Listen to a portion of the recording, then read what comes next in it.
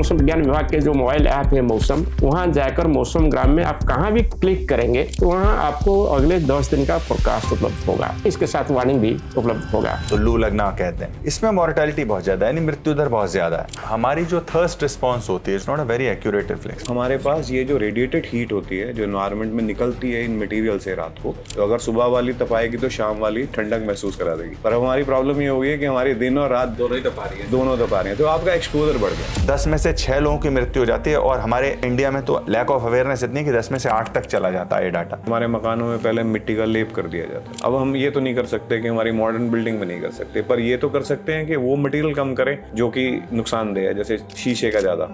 अब यहाँ पे एसी टेंट के अभाव में हम अपने लोगों को ये सलाह देते हैं कि वो किसी पेड़ की छाया में खड़े हो जाएं, किसी बिल्डिंग की छाया में, और फिर पानी पिएं। हम अक्सर करके अपनी पब्लिक मैसेजिंग में पानी और ये सब पे बहुत ज्यादा जोर देते हैं, लेकिन छाया पे जोर ज्यादा होना चाहिए और पानी पर भी जोर होना चाहिए। इसी शहर में आपको बुरी बिल्डिंग मिलेंगी, उसके बावजूद भी आप किस तरीके का चॉइस बनाते हैं, ये जो बदलाव है कि जब मैं अपना मकान बना रहा हूँ तो मुझको क्या देखना है उसमें बहुत जरूरी है। हेलो फ्रेंड्स, स्वागत है आपका गोल्ड कॉलर टॉक्स के एक नए एपिसोड में। इमेजिन करिए कि आप ट्रैफिक में भरी दोपहर में बाइक पे खड़े हुए हैं। आपको रोड पे जलती हुई कुछ वेव्स जैसी मिराज जैसे दिख रही है, और उसके अलावा आपको हर तरफ एक गर्मी का एहसास हो रहा है। और घर आप पहुंचते हैं तो आपको कई सारे अलर्ट्स आते हैं, रेड अलर्ट, ऑरेंज अलर्ट और भी कई सारे के अलर्ट। लेकिन हम अपनी रोजमर्रा की जिंदगी में उन अलर्ट्स को मिस कर देते हैं, उसको एक नॉर्मल अलर्ट और नोटिफिकेशन की तरह समझ के हम आगे बढ़ जाते हैं। लेकिन ये समस्या इतनी जटिल है, इतनी अर्जेंट और इतनी इंपॉर्टेंट है, जिसकी वजह से कई सारी जानें आज पूरा भारत देश गंवा रहा है, क्योंकि हम उस चीज को लेके सीरियस नहीं होते हैं।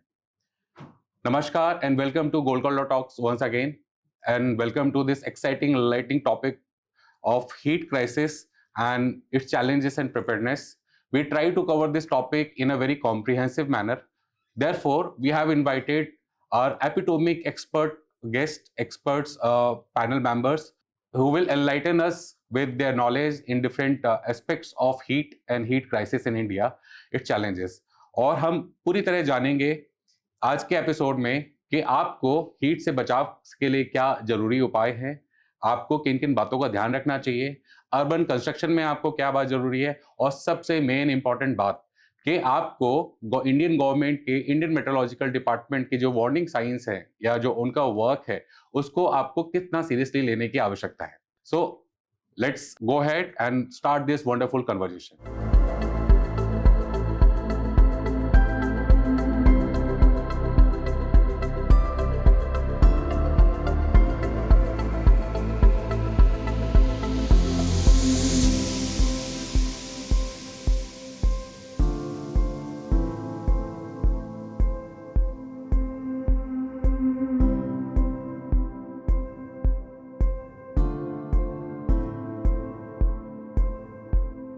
Sir, first of all I would like to thank you कि आप अपने इतने बिजी शेड्यूल में से इतना टाइम निकाल के आप यहाँ पे आए एंड पब्लिक अवेयरनेस के लिए आप यहाँ पे हम लोग को एनलाइटन करने के लिए बैठे हुए।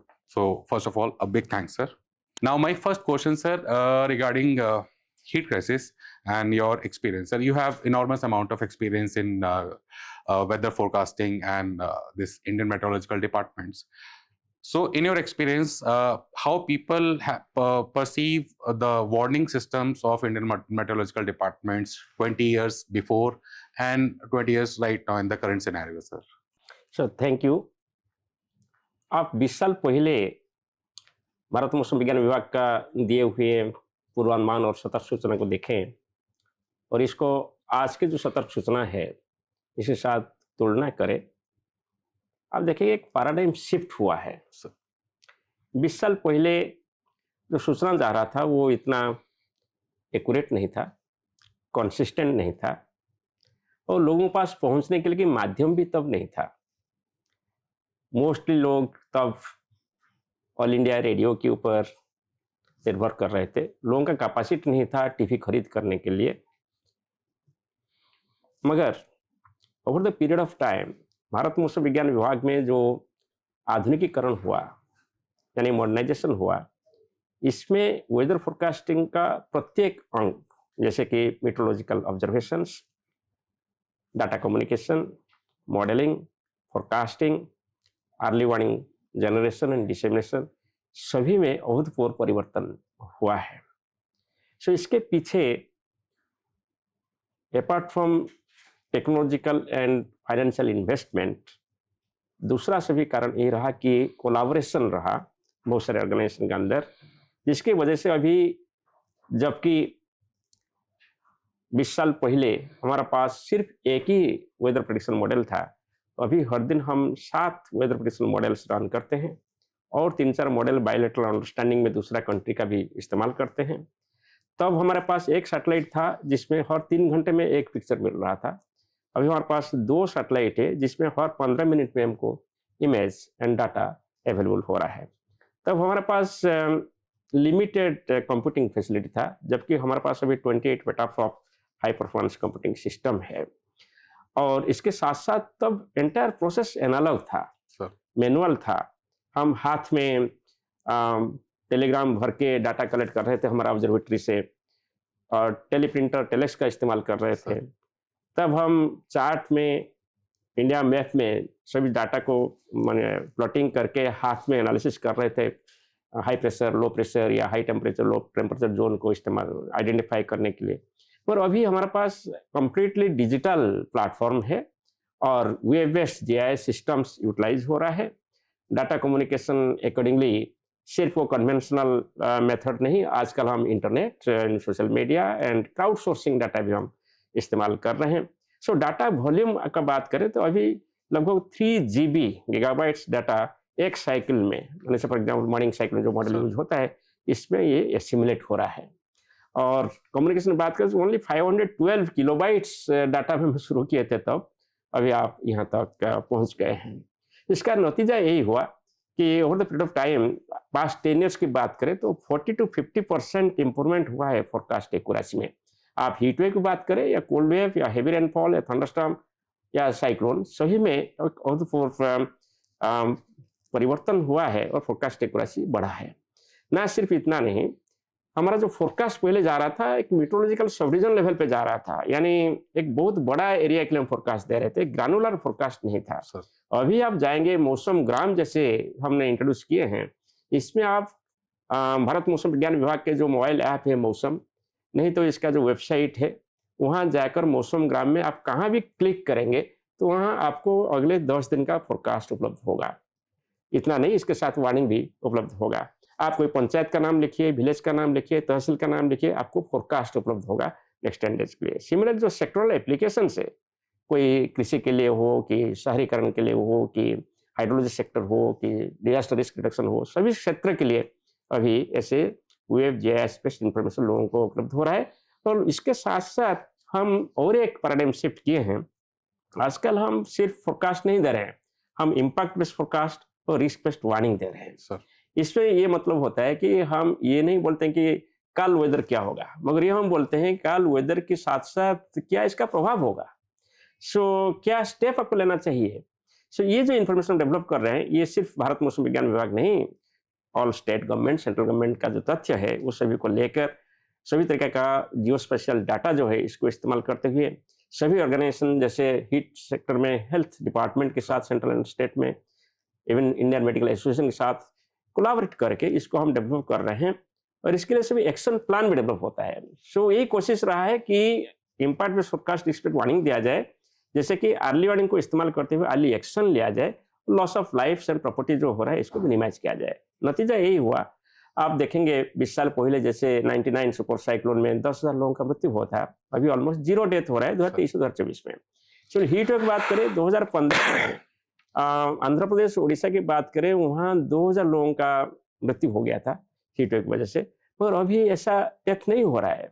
हमारा अभी स्कोप है इम्प्रूव करने के लिए, but still we are now limiting the number of deaths. Similarly heavy rain की बात करें, आपका 2013 का एपिसोड जो केदारनाथ एपिसोड आप याद होगा, 4500 लोगों का मृत्यु हुआ था, और ऐसी सिचुएशन आज भी हो रहा है, मगर death toll has been completely reduced. So इसकी वजह से हमने एक फीडबैक लिए थे लोगों से कि लोगों का जो विश्वास था, अभी विश्वास में परिवर्तन हुआ है। वंस लोग people become confident over the early warning system, then they take the actions. Sir बिल्कुल। सो ये एक सक्सेस स्टोरी है इंडिया का, जहां पब्लिक से शुरू करके entire machinery, government machinery, non government machinery, इसके ऊपर काम करते हैं। एक एग्जांपल दो, heat action plan. Sir heat action plan जो डेवलप हुआ है, इसमें health sector, labour sector, drinking water sanitation, NGOs, and also the government agencies like central and state, early warning agencies, also the implementing agencies, सभी मिले हुए हैं। 23 heat prone state के लिए heat action plan national disaster authority बनाए हुए हैं। And लगभग ये 23 स्टेट्स में जितना डिस्ट्रिक्ट है, शहर है, वो सभी का भी हीट एक्शन प्लान बन रहा है। Very true sir. And we believe कि जैसे जैसे ये टेक्नोलॉजी और एडवांस हो रही है, हम लोग और टेक्नोलॉजी के इंटीग्रेशन के साथ इस चीज़ को और ज़्यादा इफेक्टिव हम बना सकते हैं और अपनी रीच को और बेटर बना सकते हैं। Now my next question is from Sarin sir. Sir, you are leading sustainable habitat programme in India. हम अगर अर्बन सेंटर्स की बात करते हैं सर, तो दीज अर्बन सेंटर्स जितना दिल्ली अर्बन सिटीज़ हैं, they are having very dense crowd और डेंस स्ट्रक्चर फॉर्मेशंस है वहाँ पे। तो how much they are prone to becoming heat islands, and heat islands में जो हम देखते हैं कि टेम्परेचर जो है करीबन 4 से 7 डिग्री सेल्सियस बढ़ जाता है सर। तो क्या सर एक बार हमारे दर्शकों को एक्सप्लेन करिए कि what are heat islands and what are the immediate policy corrections that we should take from citizens perspective as well as from policy makers perspective also sir. देखिए, हमने जब इस रिसर्च पे काम करना शुरू किया 4-5 साल पहले, तो हमने वो शहर ढूंढे करीबन 9, जो डिफरेंट क्लाइमेटिकल 5 क्लाइमेटिकल जोन्स हैं हमारे पास कंट्री में। तो उनमें वो सिटीज़ जिनकी सबसे ज़्यादा डेंस पॉपुलेशन है, ठीक है। अब वो क्यों ज़रूरी है? क्योंकि देखिए, ये फिनोमिना जैसे सर ने कहा कि कभी हम हीट में एक्सपोजर हमारा कभी कम भी हो सकता है, कभी ज़्यादा भी हो सकता है, depending on meteorological conditions. But urban heat centre में आपका वो एक्सपोजर कम होने के चांसेस बहुत ये होते नहीं है, क्योंकि एक बार आ गया, it sustains for a very long period. जैसे हमारे पास 2024 में 40 दिन का एक हीट वेव पीरियड आया था, जो कि अक्रॉस इंडिया सबने फील किया।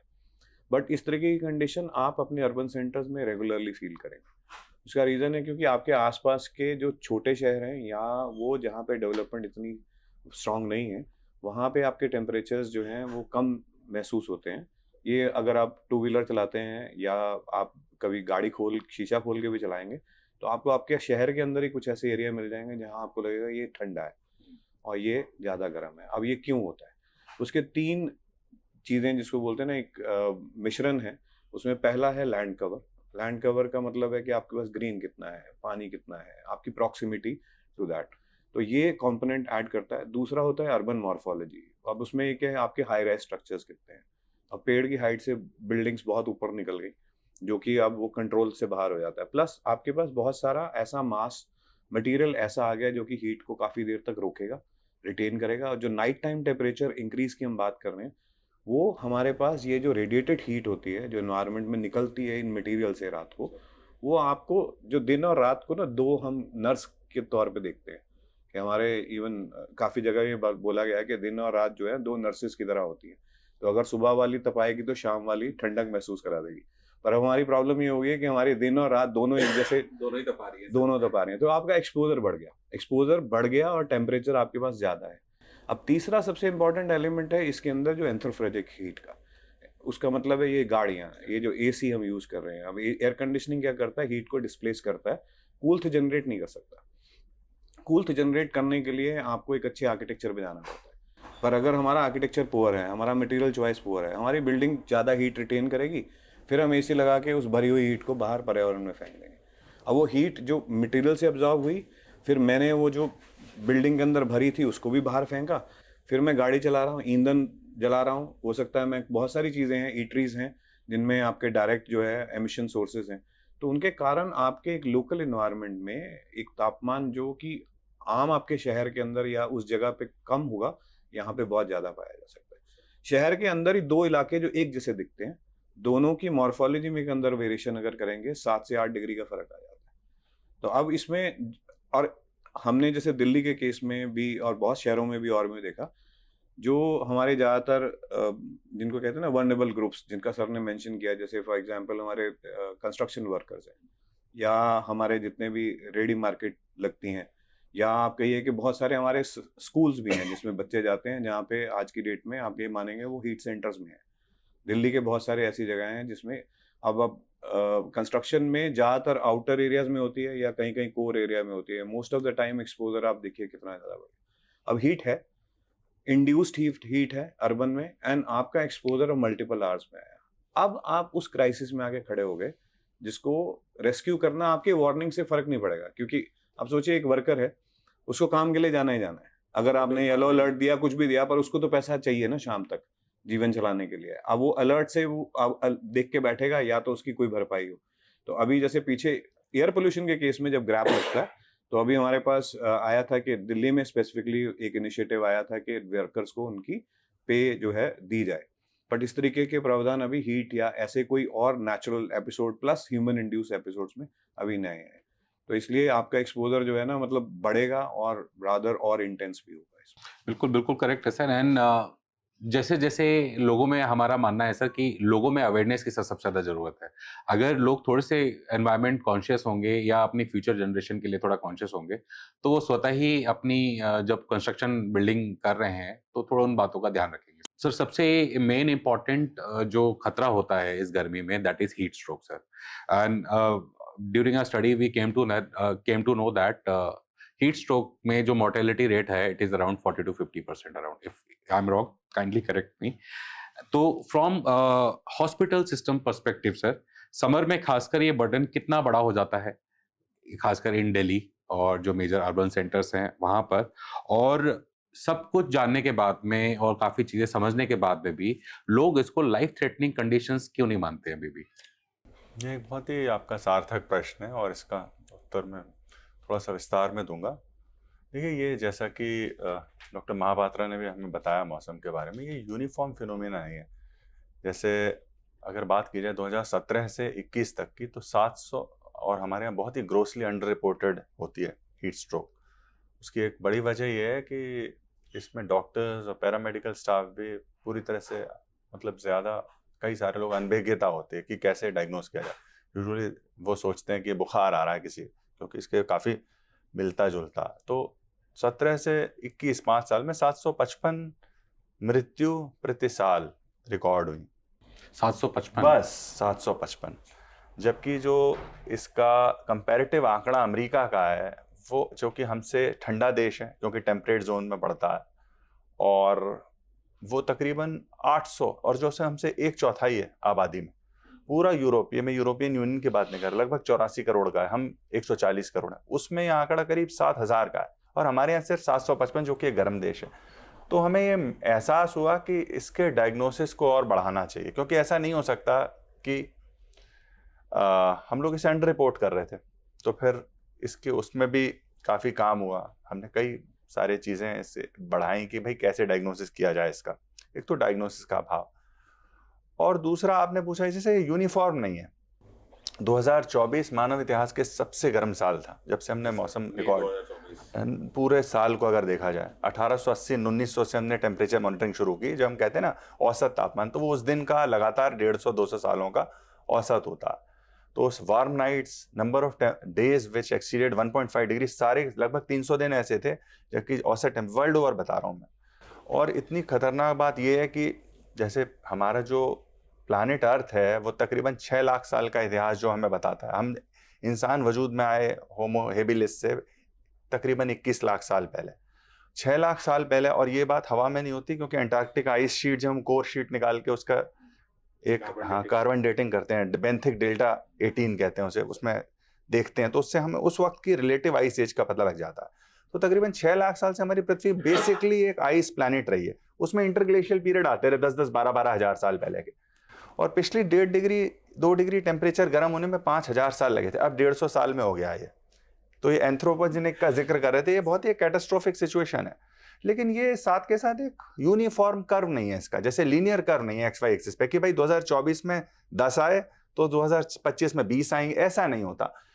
मैं इसमें कई सालों से काम कर रहा हूँ NPCCHH के साथ, मैं मेडिकल एक्सपर्ट हूँ उनके, तो हमने कई सारी ट्रेनिंग दी, तो लोगों की सेंसिटाइजेशन बढ़ा। अब 2024-7 में it was a double whammy of sorts, क्योंकि उसमें ना केवल हमने सेंसिटिविटी भी बढ़ा दी लोगों की, भाई हीट स्ट्रोक कैसे, और 2024 में करीब 50,000, कहाँ था हमारा फिगर 755, और 2024 में 50,000 केसेस एनपीसीसीएचएच की वेबसाइट पे across India suspected heat stroke के रिकॉर्ड हुए। ये है आंकड़ा। उसमें मोर्टेलिटी रेट हमारे अपने सेंटर का, हमने आरएमएल में देश का पहला हीट स्ट्रोक रूम स्टैब्लिश किया जिसमें इमर्शन कूलिंग है। It was widely covered by international media also because it was the first in India with immersion cooling, which is the best source of cooling in exertional heat stroke. There are two variants, वो मैं आगे बताऊंगा आपको heat stroke की तरीके क्या होते हैं, इससे बचाव कैसे किया जाए, क्योंकि वो मैं आपको बताऊंगा, वो बताना जरूरी भी है। तो उस साल हमारे अपने सेंटर में 75 केस आए, 75, और जो आपने जिक्र किया 40 से 60, 40% नहीं, लगभग 60-70% मोर्टेलिटी है इसकी, मृत्यु। हाँ, 10 में से 6 लोगों की मृत्यु हो जाती है। और हमारे अगर ये देखा जाए इंडिया में तो लैक ऑफ अवेयरनेस इतनी कि 10 में से 8 तक चला जाता है ये डाटा। और अगर इसमें अर्ली कूलिंग कर दी जाए, यानी तुरंत एक व्यक्ति को ठंडा पहुंच जाए, तो ये मोर्टेलिटी घट के 10 रह जाती है, यानी 6 से 7 गुना कमी है मृत्यु दर में एक शीघ्र ठंडा करने बनिस्बत देर से ठंडा करने के। तो इसकी बड़ी एक उपयोगिता।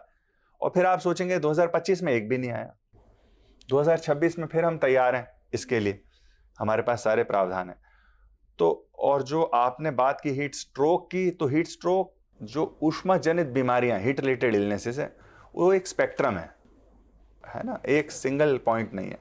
उसकी स्पेक्ट्रम में ये सबसे खतरनाक चीज होती है, जैसे हिंदी में ऊष्मा आघात या आम जुबान में कहें तो लू लगना कहते हैं। इसमें मॉर्टेलिटी बहुत ज्यादा है, यानी मृत्यु दर बहुत ज्यादा है। बाकी हीट का असर तो आपको वहां से शुरू होता है, घमौरियों से, प्रिकली हीट कहते हैं, फिर हीट सिनकप भी होती है, चक्कर आ जाते हैं, हीट एडिमा हो जाता है, हाथ पैर फूल जाते हैं, हीट टिटनेस हो जाता है हाथ पैरों में, जैसे टिटनेस के से लक्षण, और फिर लास्ट में हीट एग्जॉशन और हीट स्ट्रोक। तो ये तो सबसे गंभीर, और इसमें बड़े सरल बचाव के उपाय हैं जिन जब आप अगर उन्हें अपनाया जाए तो। पर despite being a curative person, मैं मेडिसिन स्पेशलिस्ट हूँ, मेडिकल स्पेशलिस्ट, और मेरा क्षेत्र क्यूरेटिव मेडिसिन है, मतलब मैं इलाज, लेकिन इसमें ये बात कहना अतिशयोक्ति नहीं होगा कि इसमें a penny spent in prevention will save a pound of effort in a cure of a disease. क्योंकि ये छोटे छोटे, हमने जो ह्यूमन स्टोरीज देखी, जब हमने 2024 में तकरीबन 75 केस देखे, सारे लोग लगभग poor state of the society से थे, अत्यधिक गरीब, हॉकर्स, रेडी वाले, security guard, insurance sellers, beggars, destitute, फल सब्जी बेचने वाले, और ये बेचारे रिक्शा चलाने वाले, लेबर। एक आदमी आया हमारे पास, पाइप फैक्ट्री में काम करता था, जो चारों तरफ से बंद थी, पानी का भी प्रावधान नहीं था। तो इसकी बड़ी एक जटिल और मार्मिक सा एक मानव परिदृश्य भी है, human side of the story. बड़ा ये उसे ही चपेट में ले रही है जो सबसे समाज का वल्नरेबल सेक्शन है, जो न केवल एसी से वंचित है, बल्कि उसे जिंदगी चलाने के लिए बाहर कड़ा परिश्रम करना पड़ रहा है। तो उसमें छोटी छोटी सलाह हैं, जो छोटे छोटे उपाय हैं। अब काम तो हर आदमी को करना ही पड़ेगा अपने जीविका कमाने के लिए, तो वो करके आदमी निश्चित तौर पे हीट स्ट्रोक से अपना बचाव कर सकता है। और बहुत ही इसमें कोई बहुत लंबी चौड़ी उपाय नहीं करना है, साइंस नहीं है, बहुत ही सिंपल, वो बताएंगे। नाउ सर, एक जैसे अभी हम एक शिफ्ट देख रहे हैं कि we are witnessing number of heat days they are going up. तो इंडियन मेट्रोलॉजिकल डिपार्टमेंट का भी जो लॉन्ग टर्म ऑब्जर्वेशनल डेटा है, वो भी ये सजेस्ट करता है कि इन लास्ट 2 और 3 डिकेड्स जो नंबर ऑफ हीट डेज हैं पर्टिकुलर ईयर में, वो 2 to 4x बढ़ चुके हैं। तो क्या सर ये जो क्लाइमेट एक्सट्रीम्स हैं, ये कुछ एपिसोडिक एक्सट्रीम्स हैं, या ये लॉन्ग टर्म क्लाइमेटिक शिफ्ट आ चुका है हमारे क्लाइमेट में, जिसको हमें सिटीजन्स को और ज़्यादा काफ़ी अवेयर होने की आवश्यकता है, और थोड़ा सा हमें पॉलिसी मेकिंग में भी और इसको स्ट्रेंथन अप करने की आवश्यकता है? क्लाइमेट चेंज एक फैक्ट है, हमको इसको एक्सेप्ट करना पड़ेगा। Over the period of time artificial और you can say human activities के जरिए ऐसे बहुत सारे ग्रीन हाउस गैसेस एटमॉस्फेयर में अभी अवेलेबल है, जिसकी वजह से हीट एनर्जी ट्रैपिंग हो रहा है और टेम्परेचर राइज हो रहा है। पूरी ग्लोब में फिनोमेना है, और इंडिया में भी फिनोमेना है। पास्ट 100 ईयर्स में 0.67 डिग्री सेल्सियस टेम्परेचर राइज हुआ है इंडिया में, मगर आप 1970 ऑनवर्ड्स आप देखेंगे कि there is accelerated rise in temperature. So अब आप अभी का 30 साल का डाटा और इसका प्रीवियस ईयर 30 साल का डाटा कंपेयर करेंगे, सर्टेनली द टेम्परेचर राइज हुआ है। सो दैट मीन्स ऐसे क्लाइमेट शिफ्ट जैसे है, और जिसके लिए भारत मौसम विज्ञान विभाग हर साल एक स्टेटमेंट देता है कि टेम्परेचर कहाँ कहाँ इंक्रीज हो रहा है, कहाँ डिक्रीज हो रहा है। ऐसा नहीं है कि क्लाइमेट शिफ्ट का मतलब ये नहीं कि हर साल आपको हीट वेव फ्रीक्वेंसी इंक्रीज होता रहेगा, पर एक लॉन्ग टर्म ट्रेंड आप देखेंगे ओवर द पीरियड ऑफ से 50 ईयर्स और 100 ईयर्स, इसमें एक राइजिंग ट्रेंड है in most of the parts of the country. मगर ये राइजिंग ट्रेंड जो क्लाइमेट चेंज की वजह से है, इसमें भी इंटरएनुअल वेरिएबिलिटी होता है। कोई कोई साल में हीट वेव कम भी हो सकता है और ज़्यादातर ईयर में हीट वेव देखने को मिलता है। और ना सिर्फ फ्रीक्वेंसी ऑफ हीट वेव मगर duration, intensity of heat wave बढ़ा है। और इसका और एक एस्पेक्ट ये है कि सिर्फ डे टेम्परेचर नहीं, नाइट टेम्परेचर भी बढ़ रहा है। और नाइट टेम्परेचर बढ़ने से जिस दिन आपका हीट वेव होता है, इस दिन जब नाइट टेम्परेचर ज़्यादा है, वार्म नाइट कंडीशन है, तब बॉडी के ऊपर इसका असर ज़्यादा होता है। सो इसलिए हम अभी ना सिर्फ हीट वेव का मॉनिटरिंग कर रहे हैं मगर वार्म नाइट मॉनिटरिंग कर रहे हैं। सिमिलरली आप रिलेटिव ह्यूमिडिटी की बात करें, इसका भी इम्पैक्ट होता है। ज़्यादा ह्यूमिडिटी होने के कारण से जब हीट वेव कंडीशन है, बॉडी बहुत जल्दी डिहाइड्रेशन होता है, इसलिए इसका इम्पैक्ट ज़्यादा होता है। इसको देखते हुए हम अभी टेम्परेचर ह्यूमिडिटी इंडेक्स व हीट इंडेक्स और फील लाइक टेम्परेचर का भी पूर्वानुमान करते हैं। सिमिलरली कोस्टल एरिया के अलावा आप हिली एरिया को जाएंगे कि आपका इनलैंड एरिया को जाएंगे, वहाँ उत्तर भारत में जैसे लू लाइक फेनोमेना डेवलप होता है, स्ट्रॉन्ग विंड भी कभी कभी डेवलप हो जाता है। इसको देखते हुए हम विंड का ही पूर्वानुमान करते हैं और इसका इम्पैक्ट क्या होगा हीट वेव में क्यों देखते हैं। जब हीट वेव सिर्फ 1 या 2 दिन के लिए प्रिवेल करता है, इसका इम्पैक्ट ज़्यादा नहीं होता है, मगर जब परसिस्टेंटली हीट वेव उसी एरिया में होता है, इसका इम्पैक्ट ज़्यादा होता है। सो इसलिए हम अभी कितना दिन हीट वेव चल रहा है, कितना दिन हीट वेव होने वाला है, इसका भी एक कंपोजिट इमेज लोगों के पास पहुंचाते हैं। और एक बात होता है कि हर साल हमारे पास समर सीजन आता है, मगर ये समर सीजन के अंदर ये जो फेनोमेना है, जिसको देखते हुए हमारा सिर्फ ह्यूमन हेल्थ नहीं, एनिमल हेल्थ, हमारा एग्रीकल्चर, सब कुछ इससे इम्पैक्ट होता है। सो इसका क्या इम्पैक्ट होगा और क्या एक्शन लेना चाहिए, इसको हम हीट एक्शन प्लान जो तैयार हुआ है, इसको यूटिलाइज करते हुए लोगों के पास पहुंचाने के लिए हर दिन कोशिश करते हैं, एक कंपोजिट इमेज देते हैं, एक एक करके दिखाते हैं तो लोग कंफ्यूज हो सकता है।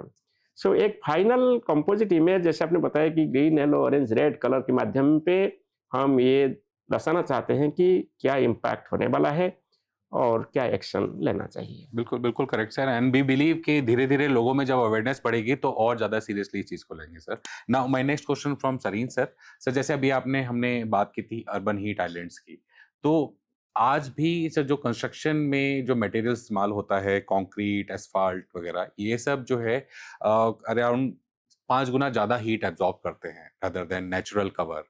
तो क्या ऐसी प्रैक्टिसेस जो है, बिल्डिंग प्रैक्टिसेस, हमें आज के समय में इनकलकेट करनी चाहिए, खासकर in urban area, so that हम जो है इस हीट आइलैंड के डेवलपमेंट को कम से कम कर सकें? अगर आप आई थिंक बड़ा अच्छा सवाल है। पहले तो डॉक्टर साहब ने बता दिया आपको 3 चीज़ें हैं जिसमें हीट में हम वर्क करते हैं। एक तो हो गया भोजन, वो डिस्क्रिप्शन मिल गया आपको। दूसरा है वेशभूषा, कपड़े कैसे पहनने हैं। और तीसरा है भवन निर्माण। ये 3 चीज़ें अगर सही से सटीक तरीके से बैठ जाएं तो आप किसी भी तरीके से अडेप्टेबिलिटी, जिसको कहते हैं ना, कि आप उससे लड़ सकते हैं। तो भवन के लिए ये बड़ा इंपॉर्टेंट था। हमारे अगर पूर्वजों को देखिए, आप डिज़ाइन कैसे करते थे, हम नॉन होमोजेनियस मटेरियल की बात करते हैं। मतलब एक लेयर लगाई, फिर दूसरी, फिर तीसरी, 3 या 4 लेयर को जोड़ के एक दीवार बनती थी। अभी हम उसको होमोजेनियस मटेरियल में कन्वर्ट कर रहे हैं। जैसे मान लीजिए आपने सीमेंट ब्लॉक्स यूज़ कर रहे हैं, अब वो एक ही टाइप का मटेरियल है, उसमें कोई अगर मौसम में नमी आ जाए या गर्मी ज़्यादा हो जाए, वो वही एक चीज़ जो है वो लड़ाई करेगी। पर हमारी 2 या 3 लेयर, जैसे आप सर्दी लगी, आप क्या करते हैं, एक लेयर और पहनते हैं, और ज़्यादा लगी तो एक और लेयर पहन लेंगे। तो बिल्डिंग में हमारे क्या है कि अगर हमने उसको एक ही तरीके से होमोजेनियस स्ट्रक्चर में खड़ा कर दिया, अब उसके नुकसान या फायदे एक ही टाइप के होंगे। वो फायदा है उसका क्योंकि वो सिस्मिक कंडीशंस में आपके लिए बेटर परफॉर्म करेगा, वो इस तरीके के सेटअप्स में अच्छा परफॉर्म करेगा। पर उसका नुकसान ये है कि वो जब ये क्लाइमेटिकल वेरिएंस, जिसकी हम हीट की बात कर रहे हैं, उसमें वो शायद कमज़ोर पड़ जाएगा। अब उसके लिए उसके अंदर कुछ एक नई, जिसको कहते हैं ना, डिफेंस मैकेनिज्म देना पड़ेगा, क्योंकि उसके अंदर उसकी अपनी प्रवृत्ति भी नहीं है। तो उसकी प्रवृत्ति को बढ़ाने के लिए आपको कुछ करना पड़ेगा। जैसे हमारे मकानों में पहले मिट्टी का लेप कर दिया जाता था, अब हम ये तो नहीं कर सकते कि हमारी मॉडर्न बिल्डिंग में नहीं कर सकते, पर ये तो कर सकते हैं कि वो मटेरियल कम करें जो कि नुकसानदेह है, जैसे शीशे का ज़्यादा हो। पर अगर आप नज़र घुमा के देखेंगे तो जितने भी सेंटर्स बन रहे हैं सब में शीशा जो है प्रोमिनेंटली नज़र आता है। अब हम इतने सालों से हम जानते हैं कि हम जिस तरीके के क्लाइमेट में खड़े हैं उसमें शीशे का क्या फायदा, या सर्दी हो या गर्मी, दोनों में शीशा अच्छा नहीं है। क्योंकि अगर सर्दी होगी तब भी आपकी हीट लॉस कर देगा बाहर, अंदर बिल्डिंग में हीट जो रिटेन्ड है वो बाहर चली जाएगी, और गर्मी में वो सारी की सारी हीट अंदर ले आएगा। सब लोग गाड़ी चलाते हैं, सबको मालूम है कि सब छाया ढूंढते हैं पेड़ की जब गाड़ी पार्क करनी होती है। क्यों ढूंढते हैं? क्योंकि उसके अंदर 50% ग्लास भी नहीं है। या आप एरोप्लेन में जब ट्रैवल करते हैं तो उसमें 6 या 7% विंडो वॉल रेशो होती है, बाहर का टेम्परेचर माइनस में, अंदर का टेम्परेचर 24 या 25 में, और गलती से सूरज अगर सामने आ जाए आपकी बाजू में तो आप शटर बंद करेंगे, उसको रेडिएशन बोलते हैं। तो वो कट करने के लिए छज्जा, प्रोजेक्शन, मटेरियल कौन सा लगाना है, मटेरियल कौन सा यूज करना है, इंपॉर्टेंट है। अब जब जिनकी हम बात कर रहे हैं, जैसे हमारे वर्कर्स हैं, अब या फिर हमारे जैसे बहुत सारे ऐसे लोग हैं जिनको शायद इनकी जानकारी नहीं है, वो किसी भी तरीके का मटेरियल जो मिल जाता है उससे मकान बना लेते हैं। तो अब बहुत सारी स्टेट गवर्नमेंट ने उनके लिए कूल रूफ पॉलिसीज के लिए भी बोला गया कि मकान के ऊपर एक ऐसी लेयर लगा दी जाए जिससे सूरज जो है कम अंदर झांके, और या फिर उसकी हीट गर्मी जो है वो कम आ सके। तो इस तरीके के प्रोविजन भी करने हैं। अब जैसे अहमदाबाद की आपने एग्जांपल करी, तो अहमदाबाद में अब जरूरी नहीं है कि कई बार आप बस स्टैंड पे बस की भी वेट कर रहे हैं, आप रेलवे स्टेशन पे भी हैं या कई ऐसी जगह पे, तो वहाँ पे भी आप जिसको कहेंगे कि अगर आपके पास प्रोविजन नहीं है तो आप फेल होते हैं। तो बस स्टैंड, कूल बस स्टैंड्स बने। जोधपुर में भी एक हीट कूलिंग स्टेशन बनाया गया। कुछ करने की जरूरत नहीं है, चिक लगा दिया और डेजर्ट कूलर लगा दिया, इतना ही काम चल जाता है हमारे लिए अभी। इसके बाद जब ह्यूमिडिटी आएगा तब उसके केस में भी उसके लिए अलग तरीके से लड़ाई करनी पड़ती है। बट ये कि आपका जब ये एक्सटेंसिव है, जब सबसे ज्यादा नुकसान हमारा होता है, उसमें हमारे पास ये दो काम बड़े आसानी से कर जाते हैं। छोटा मिस्टिंग टावर या मिस्टिंग वाला जो कंपोनेंट है, जैसे उन्होंने बस स्टैंड में लगाया, हल्का हल्का मिस्ट जो गीला करता रहे, हल्की सी नमी बढ़ाता रहे, आपका काम चल जाएगा। जो डॉक्टर साहब कह ही रहे हैं कि हमें चाहिए क्या, हमें एक शेड चाहिए और पानी चाहिए, दोनों को अगर मिश्रण कर दीजिए तो अडेप्टिव कंफर्ट बन जाए। बिल्कुल बिल्कुल सर। एंड आई होप कि इस तरीके के कुछ इनिशिएटिव्स जैसे कुछ गवर्नमेंट ले भी रही है sir, but still there is a huge gap कि हम लोगों को एक मास लेवल पे एक अच्छा इफेक्ट लाने के लिए we have to inculcate this kind of practices in normal our building codes also. And जैसे अभी आपने हमें हीट स्ट्रोक के रिगार्डिंग हमने मोर्टेलिटी रेट को हमने डिफाइन किया, तो अगर हम बहुत आसान भाषा में, आम भाषा में अगर हम ये समझते हैं कि हीट स्ट्रोक हम किस अवस्था को कहते हैं, जैसे अभी हमने आपके पहले इंटरव्यूज देखे थे तो आपने कुछ ट्रायड के बारे में आपने एक्सप्लेन किया था कि वो तो, और इसके मेन सिम्टम्स क्या है और किस पॉइंट पर एक इंसान को ऐसा फील होना चाहिए कि इस पॉइंट पे मुझे हॉस्पिटल या डॉक्टर का कंसल्टेशन लेना ही लेना है। देखिए, हीट स्ट्रोक से पहले आमतौर पे आदमी को कई सारे लक्षण आते हैं। हीट स्ट्रोक तो आखिरी स्टेज है। वो लक्षण फ्लू लाइक सिम्टम्स कहते हैं, मितली होना, लाइट हेडेडनेस, हल्का चक्कर सा आ जाना, बहुत ही ज़्यादा थकावट होना, एक्सट्रीम प्रोस्ट्रेशन, मेलेस, अत्यधिक शरीर में दर्द होना, ये सब चीज़ें होनी शुरू हो जाती हैं। और इसके बावजूद भी अगर आदमी इस सबको सिम्टम को ओमिट करते हुए काम करता चला जाता है, जो कि अधिकतर लोग करते हैं, तो फिर उन्हें वो हीट स्ट्रोक हो जाता है। और इसमें ये बात जानना बहुत ही लाजमी है आपके दर्शकों को कि हमारी जो थर्स्ट रिस्पॉन्स होती है, जो हमारी प्यास की रिस्पॉन्स होती है, रिफ्लेक्स होती है, वो बहुत एक्यूरेट नहीं होती। It's not a very accurate reflex. बाकी सारी चीज़ें, हाँ, जैसे हमें पेशाब लगी तो हमें जाना ही पड़ता। और विशेष तौर पे जो इंसानी जिस्म है, इसमें बहुत ही एक्लाइमेटाइजेशन पोटेंशियल इसका ज़बरदस्त होता है। जैसे कि कोई आर्मी का जवान है, वो 20 किलो का राइफल लेके दौड़ रहा है, या मजदूर है जो रोज काम करते हैं, हमारी उनमें स्वेटिंग की कैपेबिलिटी, जो हमारा प्राइमरी हीट लॉस मैकेनिज्म है स्वेटिंग के पसीने से, वो 20-30 फोल्ड्स इंक्रीज हो सकती है। एक आम आदमी की इतनी टॉलरेंस होती है, पर थर्स्ट रिफ्लेक्स थोड़ी सी वीक हो जाती है। तो आमतौर पे हम जो दो किस्म के एक्सर्शनल हीट स्ट्रोक होते हैं, जो आपने कहा हीट स्ट्रोक किसे कहते हैं, वो मैं पहले आपको बता देता हूँ बहुत आसान भाषा में। डायग्नोसिस के लिए ये डॉक्टरी भाषा में कहें तो जब एक ट्रायड पूरा हो जाए, त्रिभुज पूरा हो जाए, तो हीट स्ट्रोक कहते हैं। वो क्या है कि 105 डिग्री फ़ारेनहाइट से ज़्यादा टेम्परेचर, कोर बॉडी टेम्परेचर, दूसरा एक मूर्छित और अर्धमूर्छित और पूरी तरह अपने होशो हवास में ना होने किसी दिशा, जैसे कि कोई आएं बाएं बक सकता है या कोई बहुत ज्यादा एग्रेसिव बिहेवियर हो सकता है। शुरू में वही होता है और बाद में बिल्कुल ही डीप कोमा में चला जाता है। ये दो तो आसान है। और एक आम आदमी जैसे कि अगर कोई पेरिफेरी में देख रहा हो तो छूने से बहुत ज्यादा गर्म हो जाए, कोई आदमी एकदम उसमें होशो हवास खो दे। लेकिन जो तीसरी चीज है उसमें बहुत ही विवेक और बुद्धि इस्तेमाल करने की जरूरत है, वो तो एक्सपोजर टू हीट स्ट्रेस। अब इसमें कोई ऐसा टेम्परेचर नहीं है कि 45 डिग्री में ये 3 हो गए तो ऐसा हो जाएगा, नहीं। इसमें अपनी बुद्धि और विवेक की जरूरत होती है। अगर आपको हीट स्ट्रोक 25 डिग्री पर भी हो सकता है, अगर आप इतना फिजिकल एफर्ट कर रहे हैं, क्योंकि हीट सिर्फ एक बाहर की दशा नहीं है, शरीर के अंदर की दशा भी है। आप 25 डिग्री में टेनिस खेल रहे हैं और खेले ही चले जा रहे हैं और आपको पसीना आ रहा है 25 डिग्री हाई ह्यूमिडिटी के साथ, तो भी आपको हीट स्ट्रोक हो सकता है। तो इसमें ये जब 3 ट्रायड पूरे हो जाते हैं तो हम मरीज को हीट स्ट्रोक कह देते हैं। अब इसमें जो मैं जिक्र कर रहा था प्यास का, हीट स्ट्रोक बुनियादी तौर पे 2 किस्म के होते हैं, एक क्लासिकल और एक नॉन क्लासिकल, जिसे कहते हैं एक्सर्शनल, यानी परिश्रम के उपरांत पैदा होने वाली लू लगना। ये ज्यादातर गरीब लोगों में होता है और संख्या में भी ज्यादा है भारतवर्ष में, जबकि विदेशों में ऐसा नहीं। विदेशों में क्लासिक के वेरिएंट भी बहुत सारे आते हैं। क्लासिक होता है वयोवृद्ध लोगों में जो कि और भी बीमारियों से ग्रसित होते हैं और जो कई सारी दवाइयां ले रहे हैं, जो कि बहुत ही कॉमन दवाइयां हैं, बहुत ही कॉमन, जैसे हाइपरटेंशन। हमारे देश में तकरीबन 20 से 30 करोड़ लोगों को उच्च रक्तचाप या हाइपरटेंशन की समस्या, और उसमें चलने वाली सर्वाधिक जो मकबूल दवाइयां, कॉमन दवाइयां, वो यही हैं। कैल्शियम चैनल ब्लॉकर 90% को चल रहे थे और बीटा ब्लॉकर। न केवल वयोवृद्ध अवस्था और ब्लड प्रेशर, बल्कि चलने वाली ये दवाइयां भी हीट स्ट्रोक से एक्सपोज करती हैं। ऐसे ही छोटे बच्चे जिनका उसमें हीट स्ट्रोक होने, वयोवृद्ध लोग और साइकेट्रिक इलनेस, जो क्रॉनिक किडनी डिजीज के मरीज होते हैं, उनमें बहुत कॉमन हो जाता है। प्रेग्नेंट औरतों में बच्चे छोटे पैदा होने या कम वजन के या गर्भस्थ अवस्था में शिशु के लॉस की भी संभावना बढ़ जाती है हाई हीट कंडीशंस में। तो ये तो हो गया आपका क्लासिकल वेरिएंट। और एक्सर्शनल में जो प्यास होती है वो हमारी बहुत रिलायबल मार्कर नहीं है, विशेष तौर पे उनमें जो कि लगातार परिश्रम करते हैं, उनमें प्यास, थर्स्ट रिफ्लक्स जो होती है हमारी ब्लंट हो जाती है थोड़ी सी।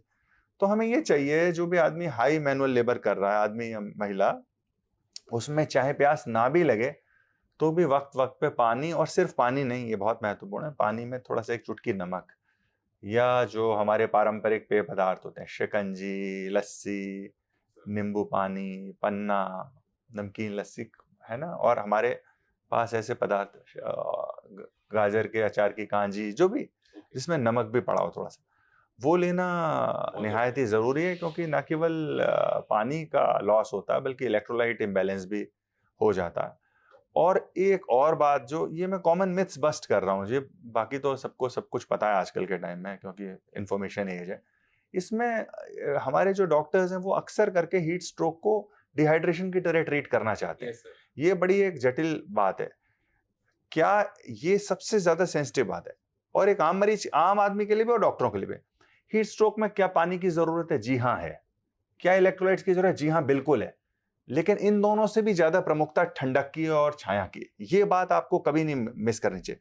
You can not treat heat stroke with hydration alone. बाहरी देशों में ऐसा प्रावधान है कि वहां 3 झंडे होते हैं, लाल, नारंगी और हरा। हरे पे आप काम कर सकते हैं, वो हीट इंडेक्स होता है, जो कि 4 चीजों का मिलन है, टेम्परेचर, रिलेटिव ह्यूमिडिटी, सापेक्ष आर्द्रता, एयर वेलोसिटी और रेडिएंट हीट। इस 4 से मिलके जो बनता है उसे फील लाइक कहते हैं। उसके आधार पर ये 3 झंडे बनाते हैं। लाल में आप बिल्कुल काम नहीं करेंगे। जब एम्बर कलर का होता है तो आप हर 45 मिनट काम के बाद 15 मिनट ब्रेक, और ब्रेक में सिर्फ पानी है, सिर्फ ORS, सिर्फ छाछ, सिर्फ लस्सी नहीं है, उसमें एसी टेंट की व्यवस्था भी होती है, या एसी कूलर की व्यवस्था। अब यहाँ पे एसी टेंट के अभाव में हम अपने लोगों को ये सलाह देते हैं कि वो किसी पेड़ की छाया में खड़े हो जाएं, किसी बिल्डिंग की छाया में, और फिर पानी पिएं। तो इसमें एक की प्रमुखता, हम अक्सर करके अपनी पब्लिक मैसेजिंग में पानी और ये सब पे बहुत ज्यादा जोर देते हैं, लेकिन छाया पे जोर ज्यादा होना चाहिए और पानी पर भी जोर होना चाहिए। और एक लास्ट बात जो मैं बताना चाहूंगा, किसी को हीट स्ट्रोक हो जाए तो उसे हेलीकॉप्टर में बैठा के एम्स या RML लाने के बनिस्बत सबसे महत्वपूर्ण काम उसका बाई स्टैंडर करता है, जो उसके आसपास खड़ा रहता है। वो क्या करे कि भाई उसे गर्दन के नीचे भिगो दे पानी, और उसे पंखा झलते हुए तुरंत किसी निकटवर्ती स्वास्थ्य केंद्र पर ले जाए।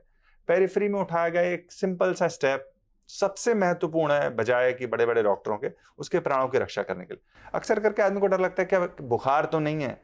अगर बुखार होगा तो भी अगर आप पानी छिड़क देंगे तो किसी को इतना नुकसान नहीं होगा जितना कि उसे फायदा हो जाएगा अगर उसे लू लग गई हो।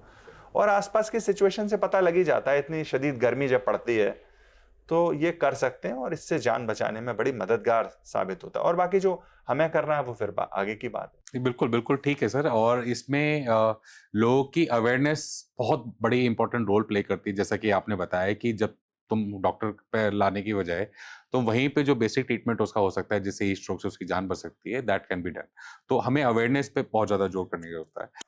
सर जैसे अभी आपने बात की ये हीट एक्शन प्लान की सर, तो during our study we came to know that कि one of the successful heat action plan is of Ahmedabad heat action plan।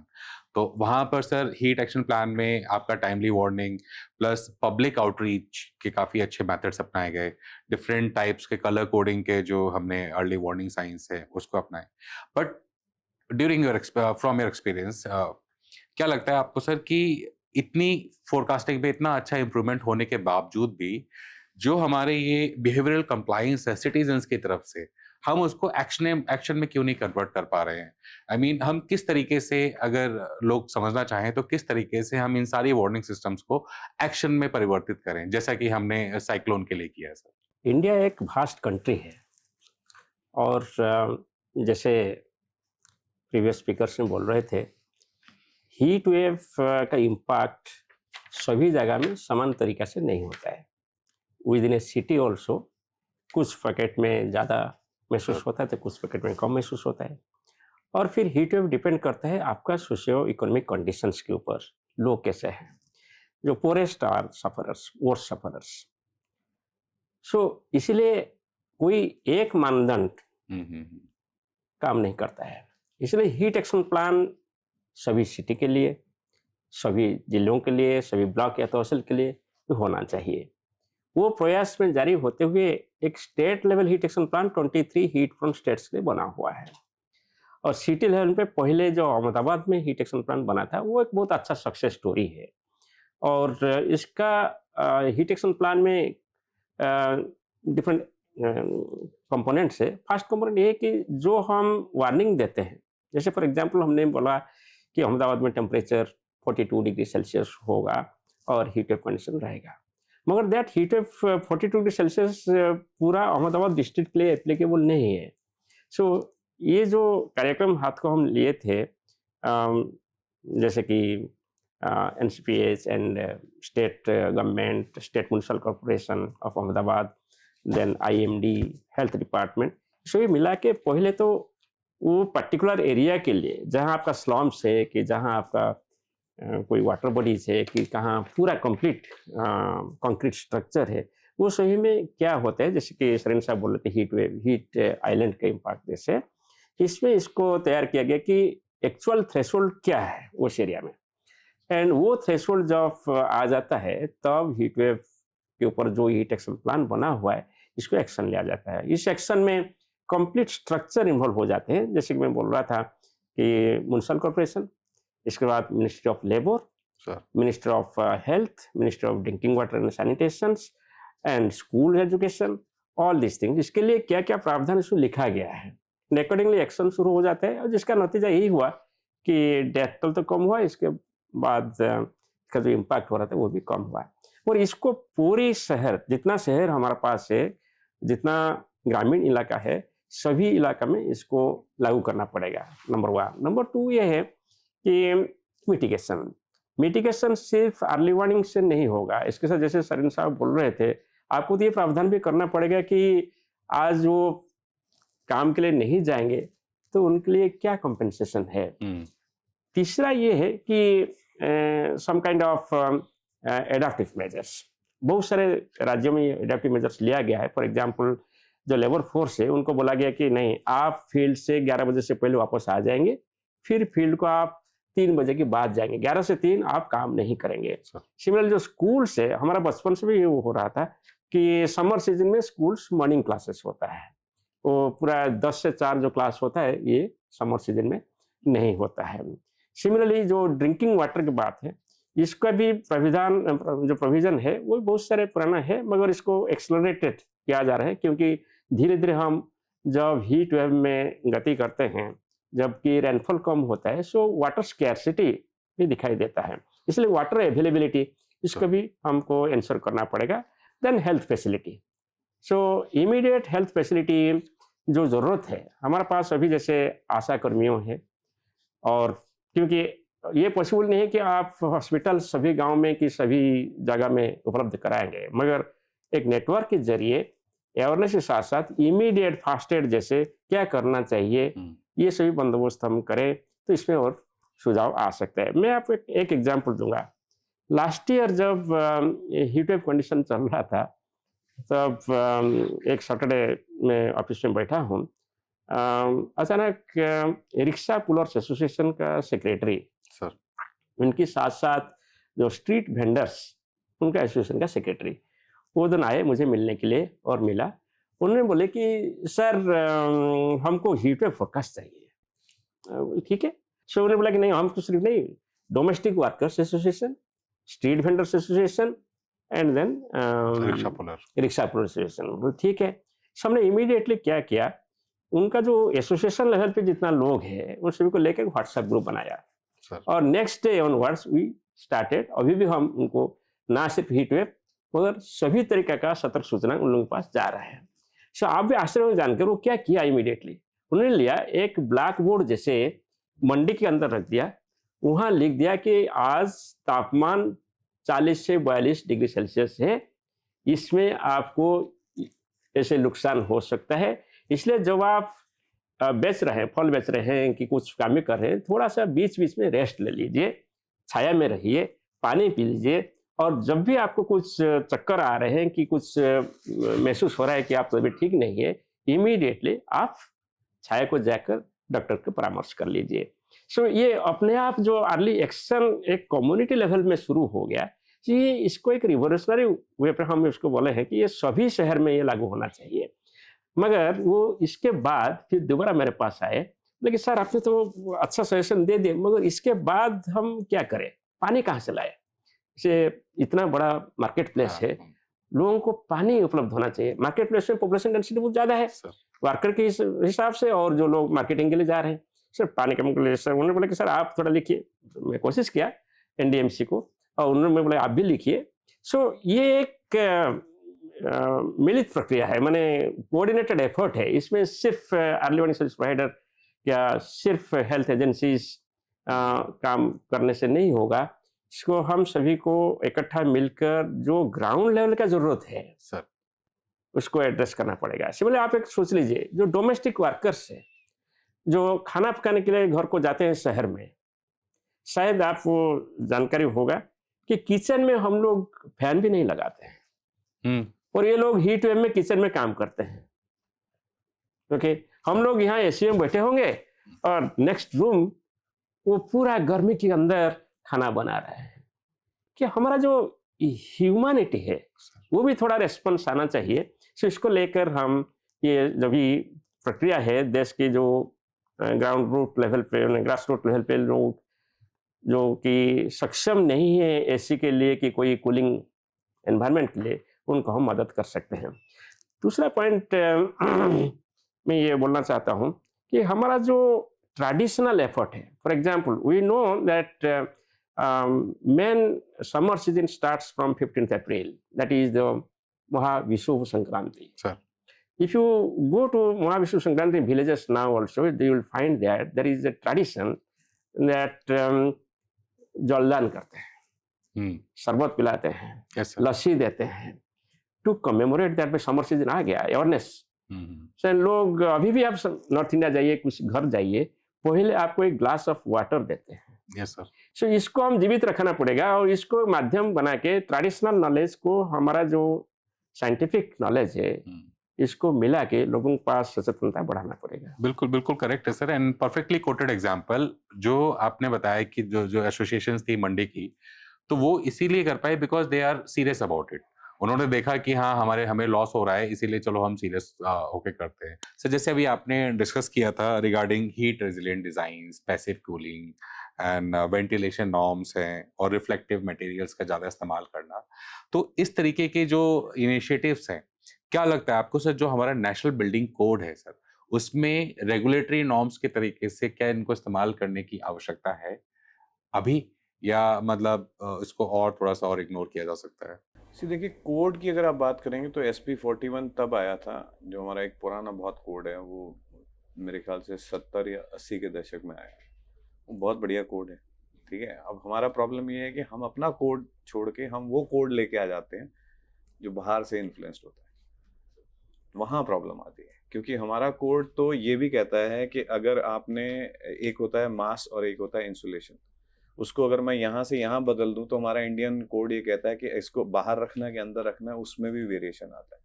पर आज के केस में हमारा जो कोड है जिसको हम फॉलो करते हैं, वो मटेरियल को कहाँ रखते हैं, इस वाले को यहाँ रखें या अंदर रखें, उससे उसको फर्क नहीं देता, वो सिर्फ ऐड कर देता है। तो हमारा मैथमेटिक्स जो है ना गड़बड़ा गया।